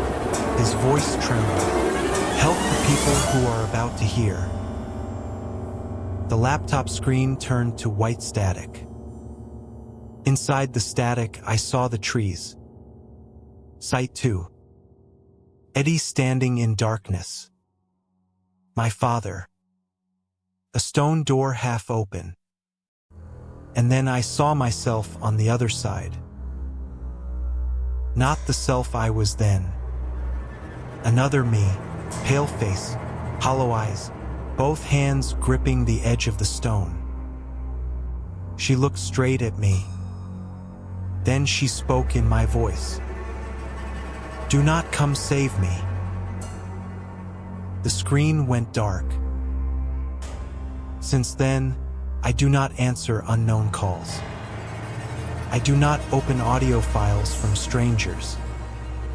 I do not go near West Hills. I do not look at maps of Mount Misery. But I know the story is not over. Because everyone who hears the call leaves a piece of themselves inside it. Eddie left his voice. Gabe left his brother. My mother left her husband. My father left me. And I left this recording. So if you are listening to this story on a rainy night, in a quiet room, with your headphones pressed close to your ears, you may think this is only a ghost story. I hope you do. I truly hope you do. Because if, in the next few days, you receive a call with no caller ID, if there is only wind on the other end, if someone you lost, someone you loved, or a voice you miss so much it hurts begins to speak and says they are trapped, please do not ask where they are. Do not say their name. Do not answer. And if that voice says, "They're here. Help me. Please. Let me out." Hang up immediately. Because a cry for help from nowhere does not need you to believe. It only needs you to listen. And at Mount Misery, whatever has been heard, sooner or later, finds its way back. That night, fog rolled in from the Pacific overlands and like a living thing. It crawled over the black rocks. It covered the trail leading down to the ruins of Sutro Baths. It swallowed the sound of the waves, the wind, and the cars along Point Lobos Avenue, leaving behind a silence so thick that it felt less like standing outside by the ocean, and more like being trapped inside a sealed room. At 2:17 in the morning, a security camera near the Mary Way parking area recorded a woman walking down the slope toward the ruins. She wore a dark blue raincoat. In her right hand, she carried an old film canister. In her left hand, she carried a white towel, yellowed with age. No one could see her face clearly. The camera captured only her shape as she walked into the fog, then disappeared at the broken bend of the path near the cliff edge. 13 minutes later, the external microphone on that camera picked up a sound that did not belong there. It was not the waves. It was not the wind. It was a lifeguard whistle. One long, sharp blast, echoing as if it had come from inside a crowded swimming pool. Then came the laughter of children. And then, a man's voice, very small and very close to the microphone, whispered, "Count again." The camera recorded no one standing there. Only fog. And beneath the ruins of Sutro Baths, where the swimming pools had vanished more than half a century earlier, there came the sound of water slapping against concrete walls. Beat by beat. Beat by beat. As if someone were still swimming in the dark. Sutro Baths was a massive public bathhouse and saltwater swimming complex in the Land's End area of San Francisco, developed by Adolf Sutro in the late 19th century. The site once featured a vast glass roof, multiple saltwater pools, exhibition spaces, restaurants, a stage, and the capacity to serve thousands of people at once. After years of decline, Sutro Baths was later converted into an ice skating rink, then partially demolished when plans emerged to build a high-rise apartment complex on the site. In 1966, a fire destroyed what remained of the structure. Today, only concrete foundations and ruins remain along the oceanfront, and the site is part of the Golden Gate National Recreation Area. Min Tran did not believe in ghosts. He said that every time a client sent him a strange recording and asked, "Do you hear a dead person in there?" Min always gave the same answer. "No. I hear background noise, wind, electricity, or someone speaking too close to the microphone by accident." He was 36 years old and lived alone in a small apartment in San Francisco's Richmond district.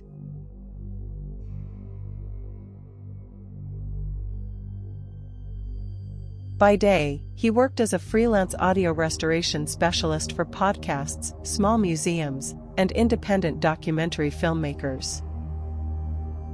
At night, when work was slow, he drove rideshare to make rent. Min's job was not as romantic as people imagined. He spent long hours in front of a screen, watching audio waves rise and fall, removing hiss, balancing frequencies, and cleaning up the voices of people who were already dead. Some people sent cassette tapes of their parents before they passed away. Some sent answering machine recordings from 1992. Some sent wedding videos with ruined sound.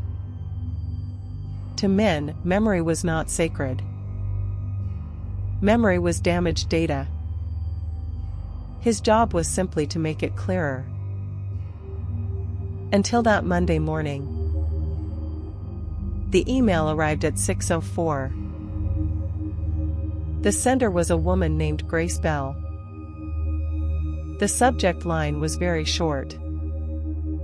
Sutro Bath's fire footage. Urgent restoration. Min opened it because of the word urgent. Clients who used that word were usually willing to pay extra. The email read, "Hello, Min. I have an 8mm film reel showing the Sutro Bath's fire in 1966. The film was never supposed to have sound, but every time it has been projected in my family, we hear something. I know how impossible that sounds. I need you to restore it. Not the image. The sound. I need to know what they are saying before it is too late." Below the message were an address in Outer Sunset, a phone number, and a postscript. If you hear the whistle, do not stop the recording. Min read that last line twice. Then he laughed. Not because it was funny. Because he had met too many people who believed old tapes could hold on to souls. He replied with a polite estimate, twice as high as his normal rate. 10 minutes later, Grace Bell accepted. No negotiation. No questions about timing. Only one more sentence. I will bring the film at dusk. Please do not let it spend the night alone. Grace Bell appeared at exactly 5:43 that evening. She looked to be in her 70s, with silver hair pinned low and a slight bend in her back.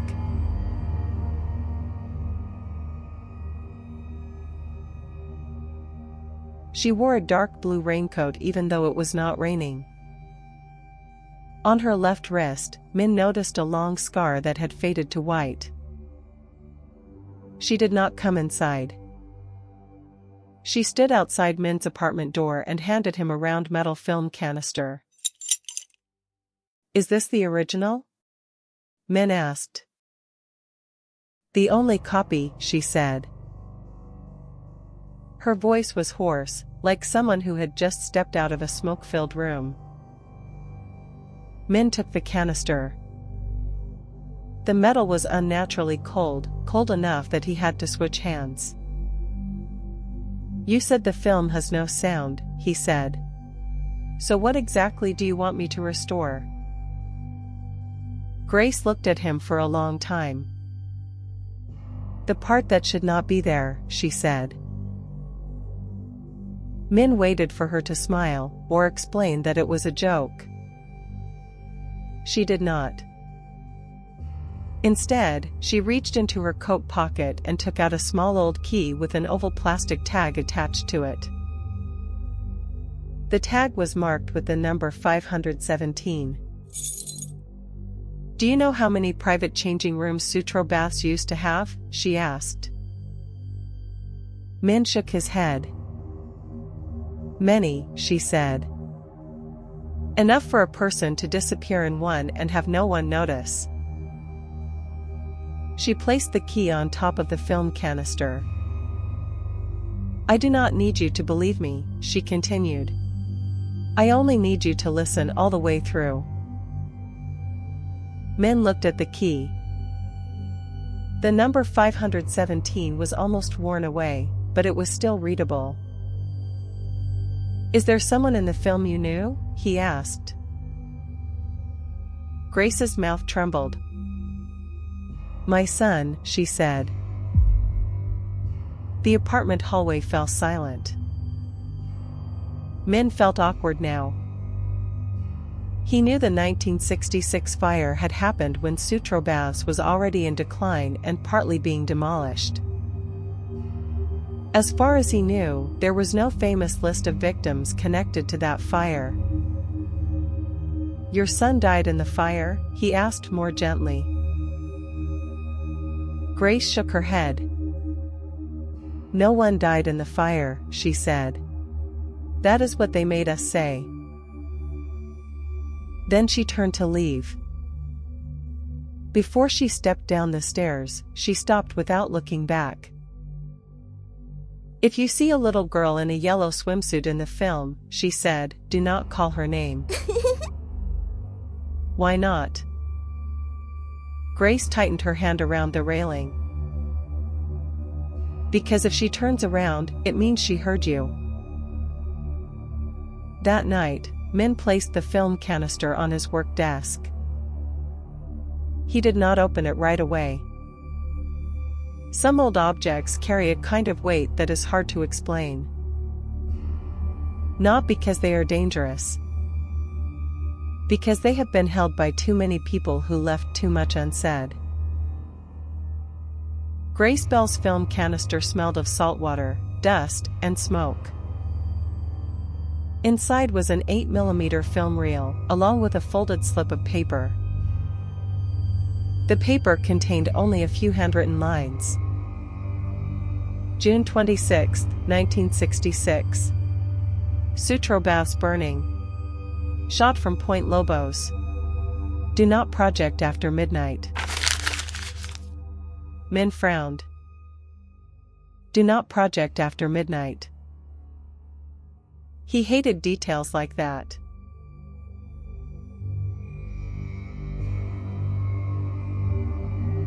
They made everything feel staged. He loaded the reel into his scanner and began converting each frame to digital. The image appeared on his screen, gray and unstable. A pale sky. A black column of smoke rising from the coast. A few people standing along the road.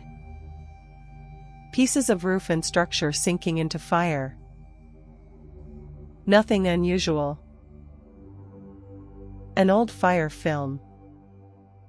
Shaking. Blurry. Silent. But when the software passed over the scratched optical edge of the film, Min saw a strange signal. This type of 8mm film was not supposed to have an audio track. It was not supposed to contain anything but image. And yet the software was receiving a faint waveform that appeared in several sections. Min assumed it was a scanning error. He ran it again. The signal remained. He zoomed in. It did not look like noise. It had rhythm. It had breaks. It had structure. Min put on his headphones. He pressed play. At first, there was only a dry rustling sound. Then something emerged from beneath it. Drip. Drip. Drip. Like water falling onto tile. Min raised the volume. The dripping became clearer. Then came the sound of a crowd. Not a crowd standing outside watching a fire. This crowd echoed in an enclosed space, under a high roof. Bare feet running across a wet floor. Metal striking lockers. Someone laughing. Then a lifeguard whistle screamed. Min ripped the headphones off. His apartment was completely silent. He stared at the screen.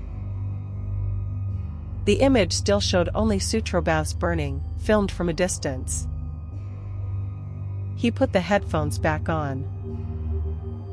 This time, after the whistle, a woman spoke. Count again.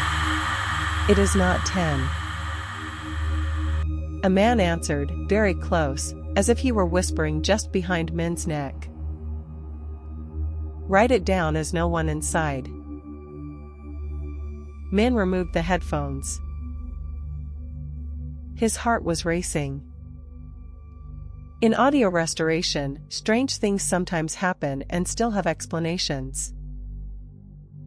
False voices created by algorithms. Electrical interference. Frequencies that the software mistakenly interprets as speech. But that sentence was too clear. Too meaningful.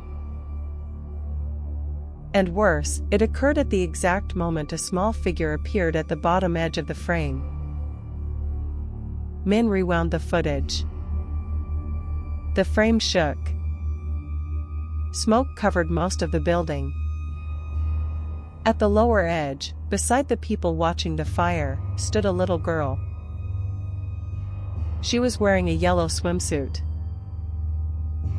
She stood with her back to the camera. Just as Grace Bell had said.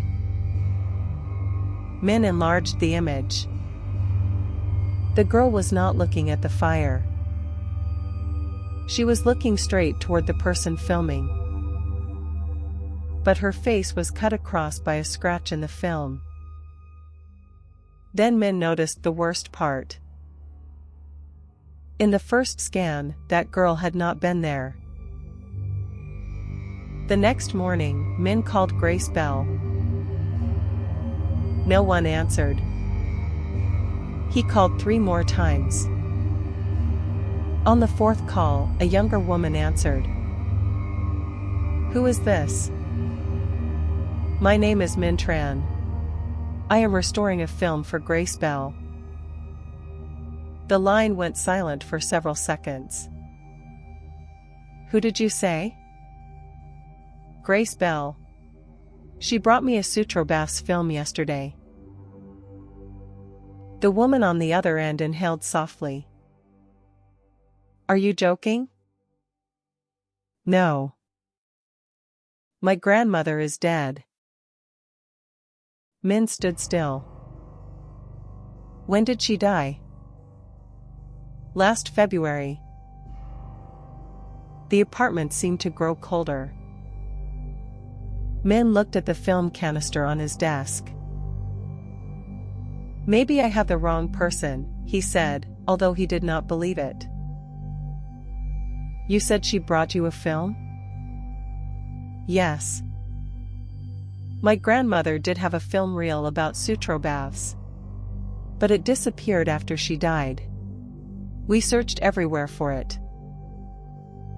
Min looked at the key marked 517 beside his keyboard. Did she have a son? He asked. The woman hesitated. Yes. But that is a family matter. Did he disappear? The silence lasted longer this time. Finally, she said, Where did you get my number? Min did not answer. He opened Grace Bell's email. The sender address was still there. But when he clicked the profile, the system reported that the account did not exist. The email had vanished from the server.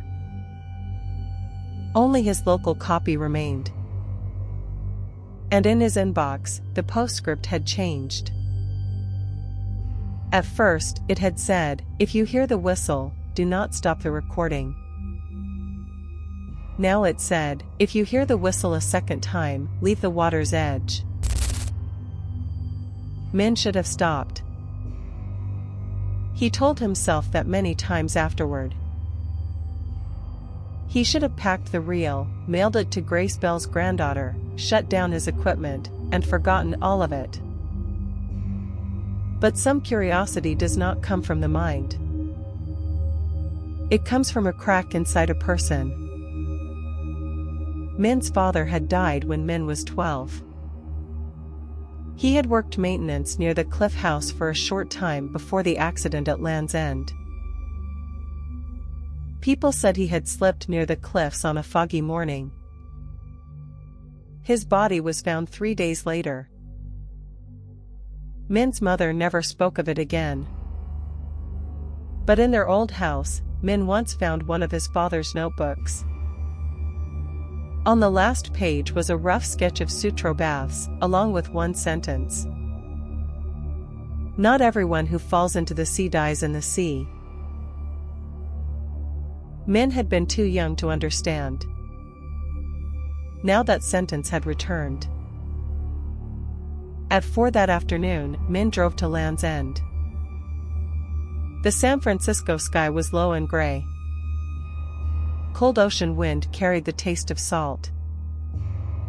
He parked at Mary Way and walked down the slope toward the ruins.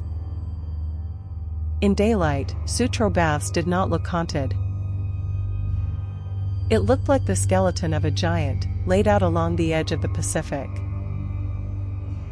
Low walls. Pools of standing water. Old channels where swimming basins had once been. Black rocks beaten white by waves. Above it stood the cliff house.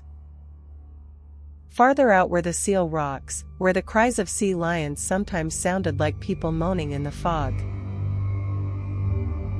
Min stood by a cracked concrete wall and opened the footage on his phone, comparing it with the landscape. The 1966 camera angle had not been inside the ruins. It had been up along the road, looking down. But the girl in the yellow swimsuit was standing in an impossible place. If the angle was correct, she would have been standing in midair above a section that had already collapsed. Min took several photographs. As he started back up the trail, a voice spoke behind him. "You should not come down here when the fog starts moving in." Min turned. A woman in her 30s stood a few yards away, wearing a volunteer jacket for the park. Her hair was tied back, and she held a radio in one hand. "I was only looking," Min said. "That is what everyone does," she replied. "Then they step over a barrier. Then the tide comes in. Then we call rescue." She introduced herself as Nora Salazar, a volunteer who helped with historical tours around Land's End. When Min mentioned Grace Bell, Nora's expression changed slightly. "You knew her?" Min asked. "I knew stories about her," Nora said. "She used to come here every year. June 26th. The day of the fire." Nora nodded. She would stand on the lowest step holding a towel, waiting until the fog covered the old pools. Once, I asked who she was waiting for. "What did she say?" Nora looked down at the dark water trapped between the concrete walls. She said, "I am waiting for them to call my name correctly." The ocean wind strengthened. Min asked, "Has anyone here ever heard a whistle?" Nora did not answer immediately. She looked at him as if deciding whether he was a curious tourist or a future problem. Finally, she said, "When the fog is heavy, sound behaves strangely here. Waves echo through caves. Wind cuts through concrete. Birds cry. People hear all kinds of things." "What about children laughing?" This time, Nora went silent. Min knew he had touched the right place. "You should leave before dark," she said. "You heard it. Go home, Min." He had never told her his name. That night, Min continued restoring the film. He used a different algorithm to separate the background noise from the voices. The more he worked, the clearer the audio became. The first section sounded like a crowded swimming pool. The middle section sounded like fire. But the ending was worse. It was a brief conversation between three people. A woman crying. "There are children down there." A man snapping back. "There is no list. No names. No one." Then an older voice. "Close the pump room. The water will wash it clean." Then came knocking. Not one person knocking. Many people. Hands pounding on metal from the other side.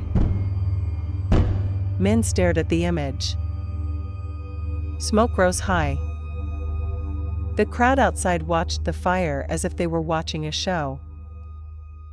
No one in the film seemed to know that below the building, if the audio was real, people were trapped. He went to the final seconds.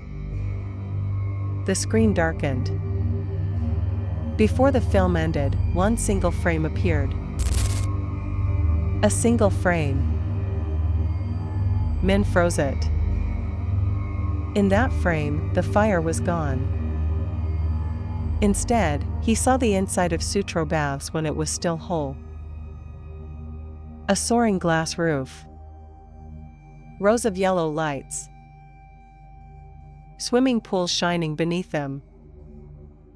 Hundreds of people standing along the railings, silently looking down. In the middle of the pool stood 11 figures. They stood on the surface of the water. They did not sink. They did not move. All of them had their backs turned. Except the little girl in the yellow swimsuit. She was turning her head. Min shut the screen off. The apartment went dark. But in his headphones, one sound continued. The little girl whispered, "You counted wrong." The next day, Min went to the Richmond District Historical Archive. He was not looking for ghosts. He was looking for paper. Because paperwork, even when it is cold and careless, always leaves a trail. He searched newspapers from around June 26, 1966. The Sutro Baths fire appeared as a major event, but there was no victim list.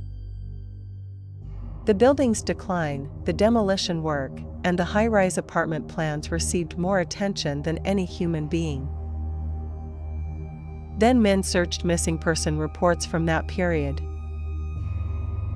Scattered through the records were a few names. A teenager who had run away. An immigrant woman who never returned to her room. A janitor who never came to collect his pay. A child who was supposedly taken to Oakland by her mother. A homeless man who disappeared from Ocean Beach.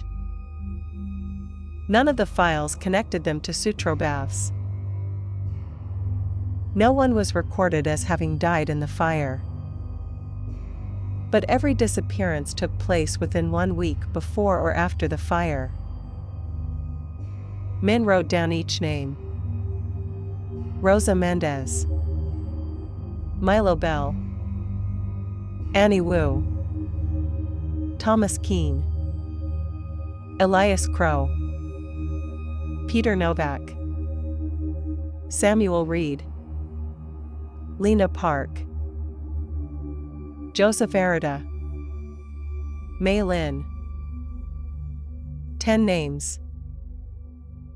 He stopped writing.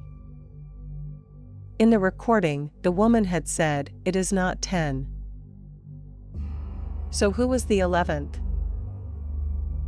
Min kept searching. Near noon, he found a tiny newspaper item almost hidden between a used car advertisement and a classified notice. A young Asian man named David Tran had been reported missing near the Cliff House, but the family later withdrew the report. Min felt his spine go cold. Tran. His father's English name had been David. But Min's father was born in 1959. In 1966, he would have been 7 years old. Min reopened the scan of his father's notebook. The sketch of Sutro baths. The strange sentence. And in the corner of the page, one number. 517. Min no longer believed this was a coincidence. That evening, Nora called him. "I do not know what you are doing," she said immediately, "but if you have Grace Bell's film, you have to give it to me." "Why?" "Because it made someone else go down there." "Who?" Nora went quiet. Min could hear wind through the phone. She was outside. "A tourist disappeared last night," Nora said. "Male, about 26. The person with him said he heard children calling from below the ruins. He went down to look, then vanished in the fog." Min stood up so fast his chair hit the wall. "You are at Sutro?" "Yes." "Do not go down there. We are searching for him." "Nora, listen to me. If you hear the whistle..." A sharp sound cut through the call. A lifeguard whistle. Far away, but so clear that Min felt it had sounded inside his apartment. Nora stopped speaking. "Nora?" There was no answer. Only waves. Then a child's voice came through the phone. "Uncle Min, this time you have to count all of us." The call ended. Min did not remember how he got to his car. He remembered only the black San Francisco sky, the streetlights blurred by fog, and the key marked 517 striking against his chest from inside his coat pocket. When Min reached Mary Way, rescue vehicles were already parked near the lot. Red and blue lights swept through the fog. A group of park staff stood near the trail down, but no one was going deeper. "The tide is coming in too fast," someone said. Min pushed forward. "Where is Nora Salazar?" No one gave him a clear answer. He ran down the slope. A staff member tried to stop him, but Min pulled free. He heard radio static, people calling to each other, and waves striking rock. And beneath it all, very faintly, bare feet running across wet tile.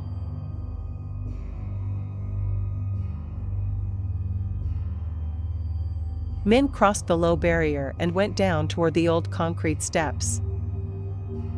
The fog was so dense his flashlight reached only a few feet ahead. "Nora," he called. No answer. He took another step. A figure appeared to his left.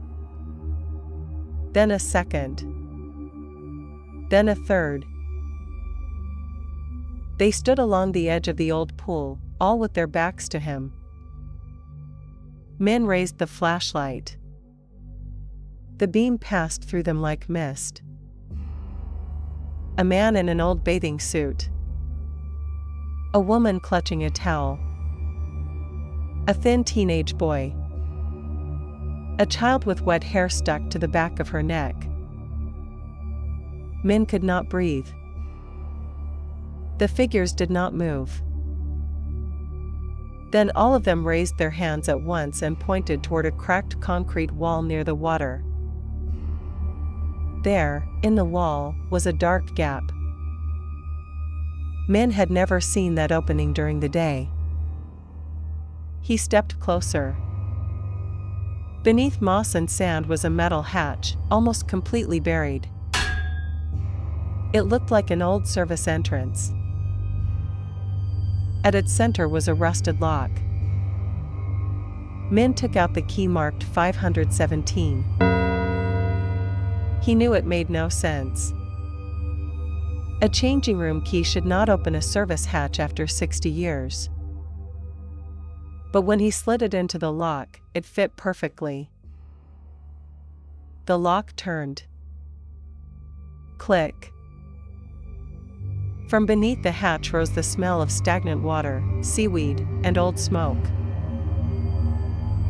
Min pulled the hatch open. Below it was a narrow stairway descending into darkness. And from somewhere below, Nora screamed his name.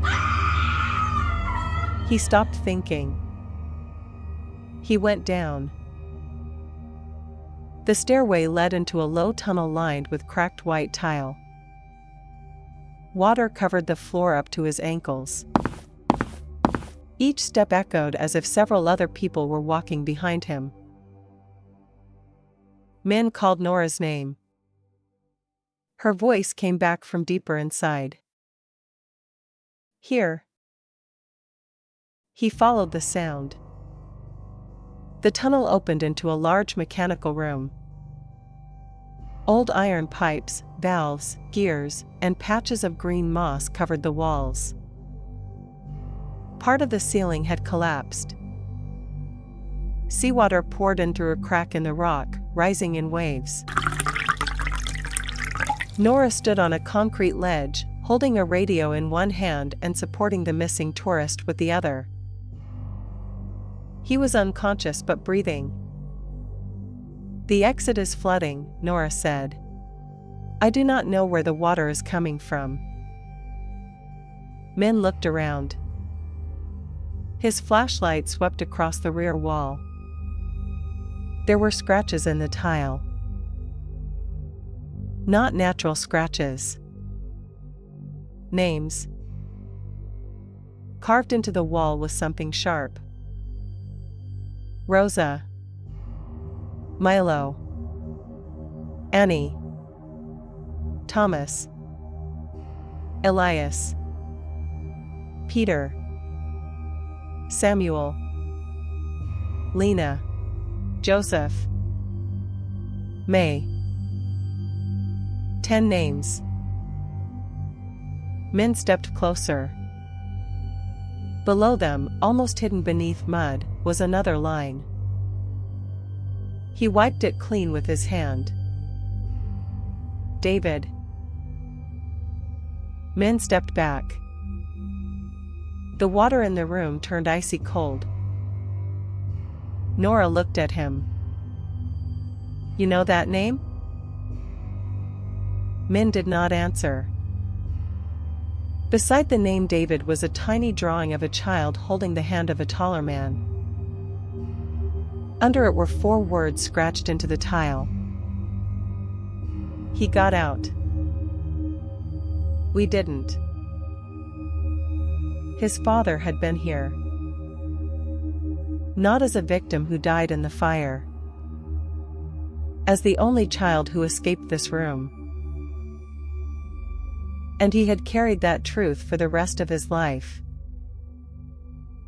Then the whistle sounded. The second whistle. Not from above ground.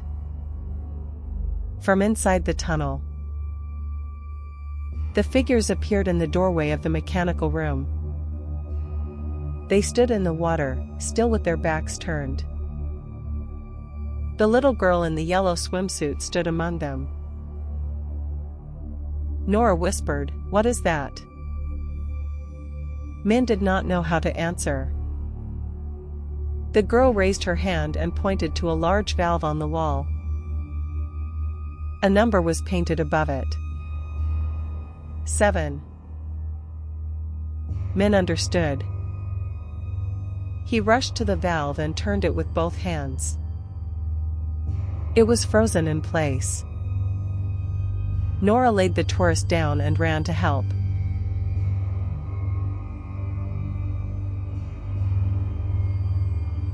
Together, they pushed. Metal screamed. The water kept rising. To their knees. To their thighs. To their waists. The figures did not move. Min heard voices overlapping. Count again. It is not 10. Write down our names. Do not let the water wash us clean. The valve broke loose. A deep boom sounded behind the wall. The water churned violently, then began draining into an old outlet. At the far end of the room, another hatch appeared, leading to a stairway upward. Nora pulled the tourist toward it first. Min started to follow. But the little girl in the yellow swimsuit stood directly in front of him. This time, she turned all the way around. Her face was not terrifying. Not rotten. Not twisted. Not like the faces in horror movies. She was simply a child of about 8, with dark eyes, wet hair, and lips blue from cold. "Uncle Min," she said. He could not move. "Who are you?" he asked. She looked at him sadly. "I am the one Grace forgot to count." "You are her daughter?" The girl shook her head. Milo was her son. "Then who are you?" The girl reached out and touched Min's chest. The same place where the key marked 517 had rested. "I am the reason your father lived." Then she stepped backward into the water. And Min saw a scene that did not belong to the present. 1966.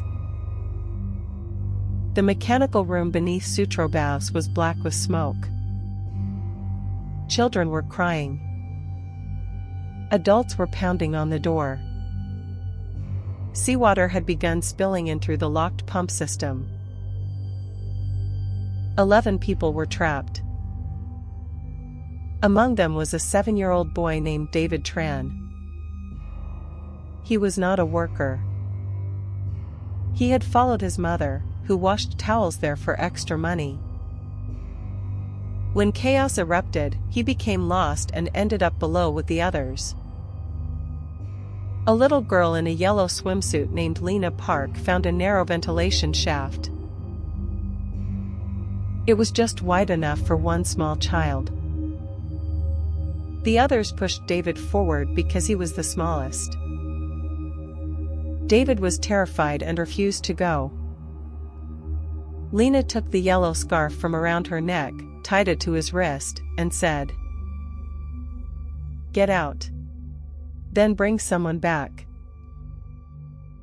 David crawled through. He escaped. But when he returned with adults, the hatch had been locked. They said no one was down there. They said the smoke had confused him. They told his mother not to cause trouble. By morning, the water had drained. The room was sealed. No one recorded the 10 people who remained. No one recorded Lena. Because Lena was not on any employment list. She had no papers. No family arrived to ask questions. No one with power demanded that the city reopen the wreckage. David lived. But part of him stayed beneath Sutro baths. Years later, he changed his name, started a family, and had a son named Min. And every time fog covered Land's End, he heard the whistle. Not calling him down. Reminding him that he had promised to come back. Min woke on the grass above the ruins. A rescue light shone in his face. Nora sat a few yards away, coughing hard but alive. The missing tourist had been carried away on a stretcher. No one could explain why an old tunnel had been found beneath the ruins. No one could explain why the hatch had been locked from the outside with a lock that appeared on no technical map. No one believed Min when he said there were names carved into the wall. Because when the rescue team returned, seawater had swallowed the entire room. The wall was gone beneath mud and tide. But Min had taken photographs. Blurry. Shaking. Poorly lit. But clear enough to show 11 names. The next morning, Min sent the photographs, the film, and the restored audio to Grace Bell's granddaughter. She called back immediately. "Where did you get this?" "Your grandmother gave it to me," Min said.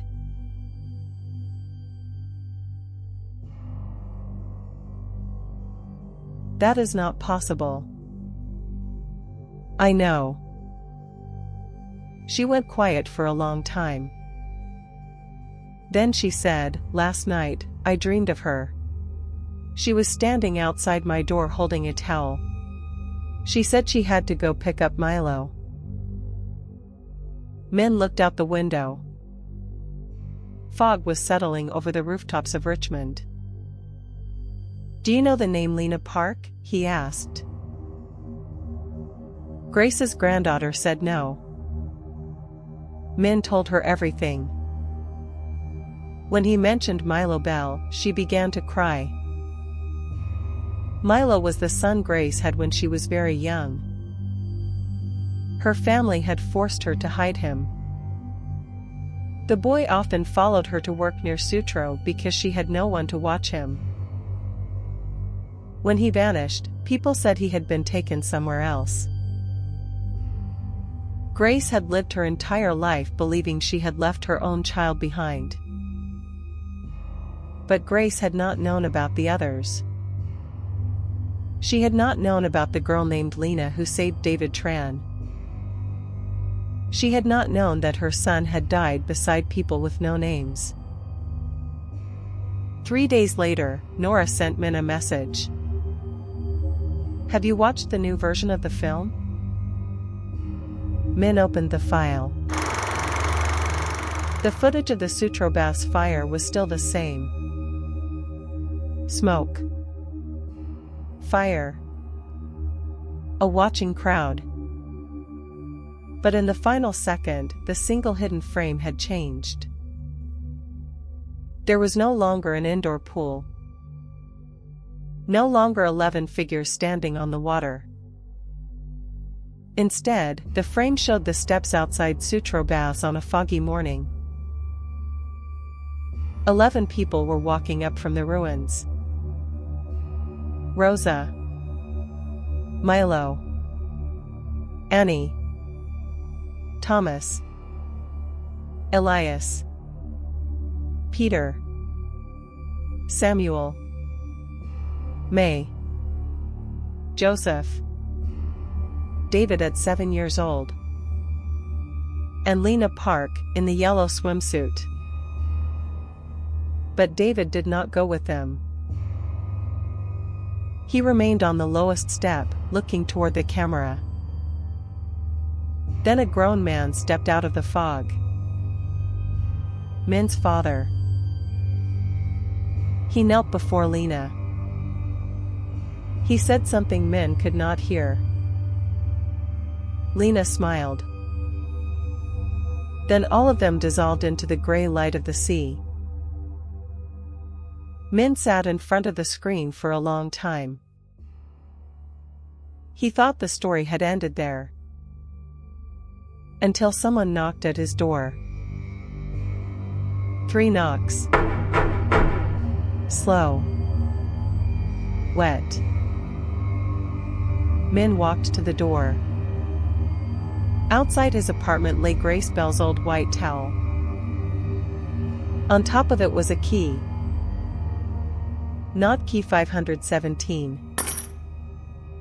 This one was marked 518.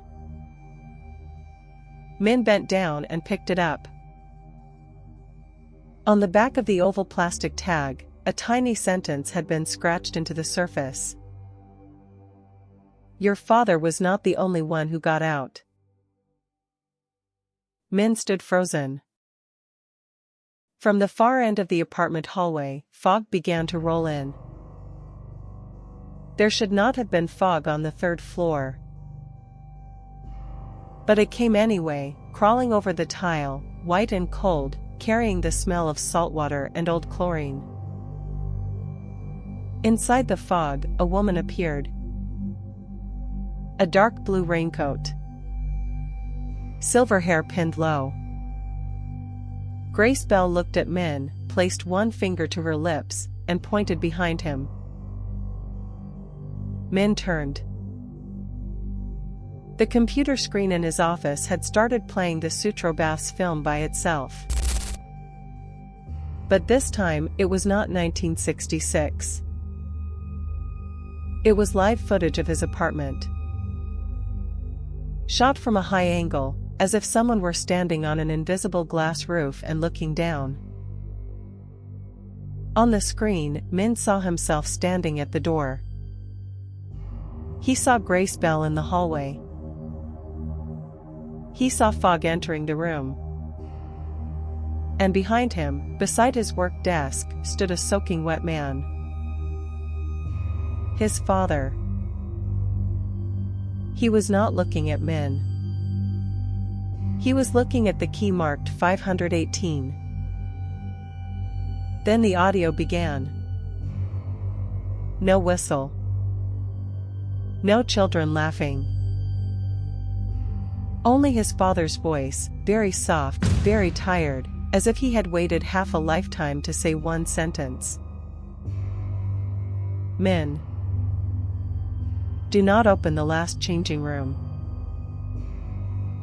The screen went black. Outside the door, Grace Bell disappeared. The towel fell to the floor. And from Min's office, where there was certainly no swimming pool, came the sound of water striking concrete.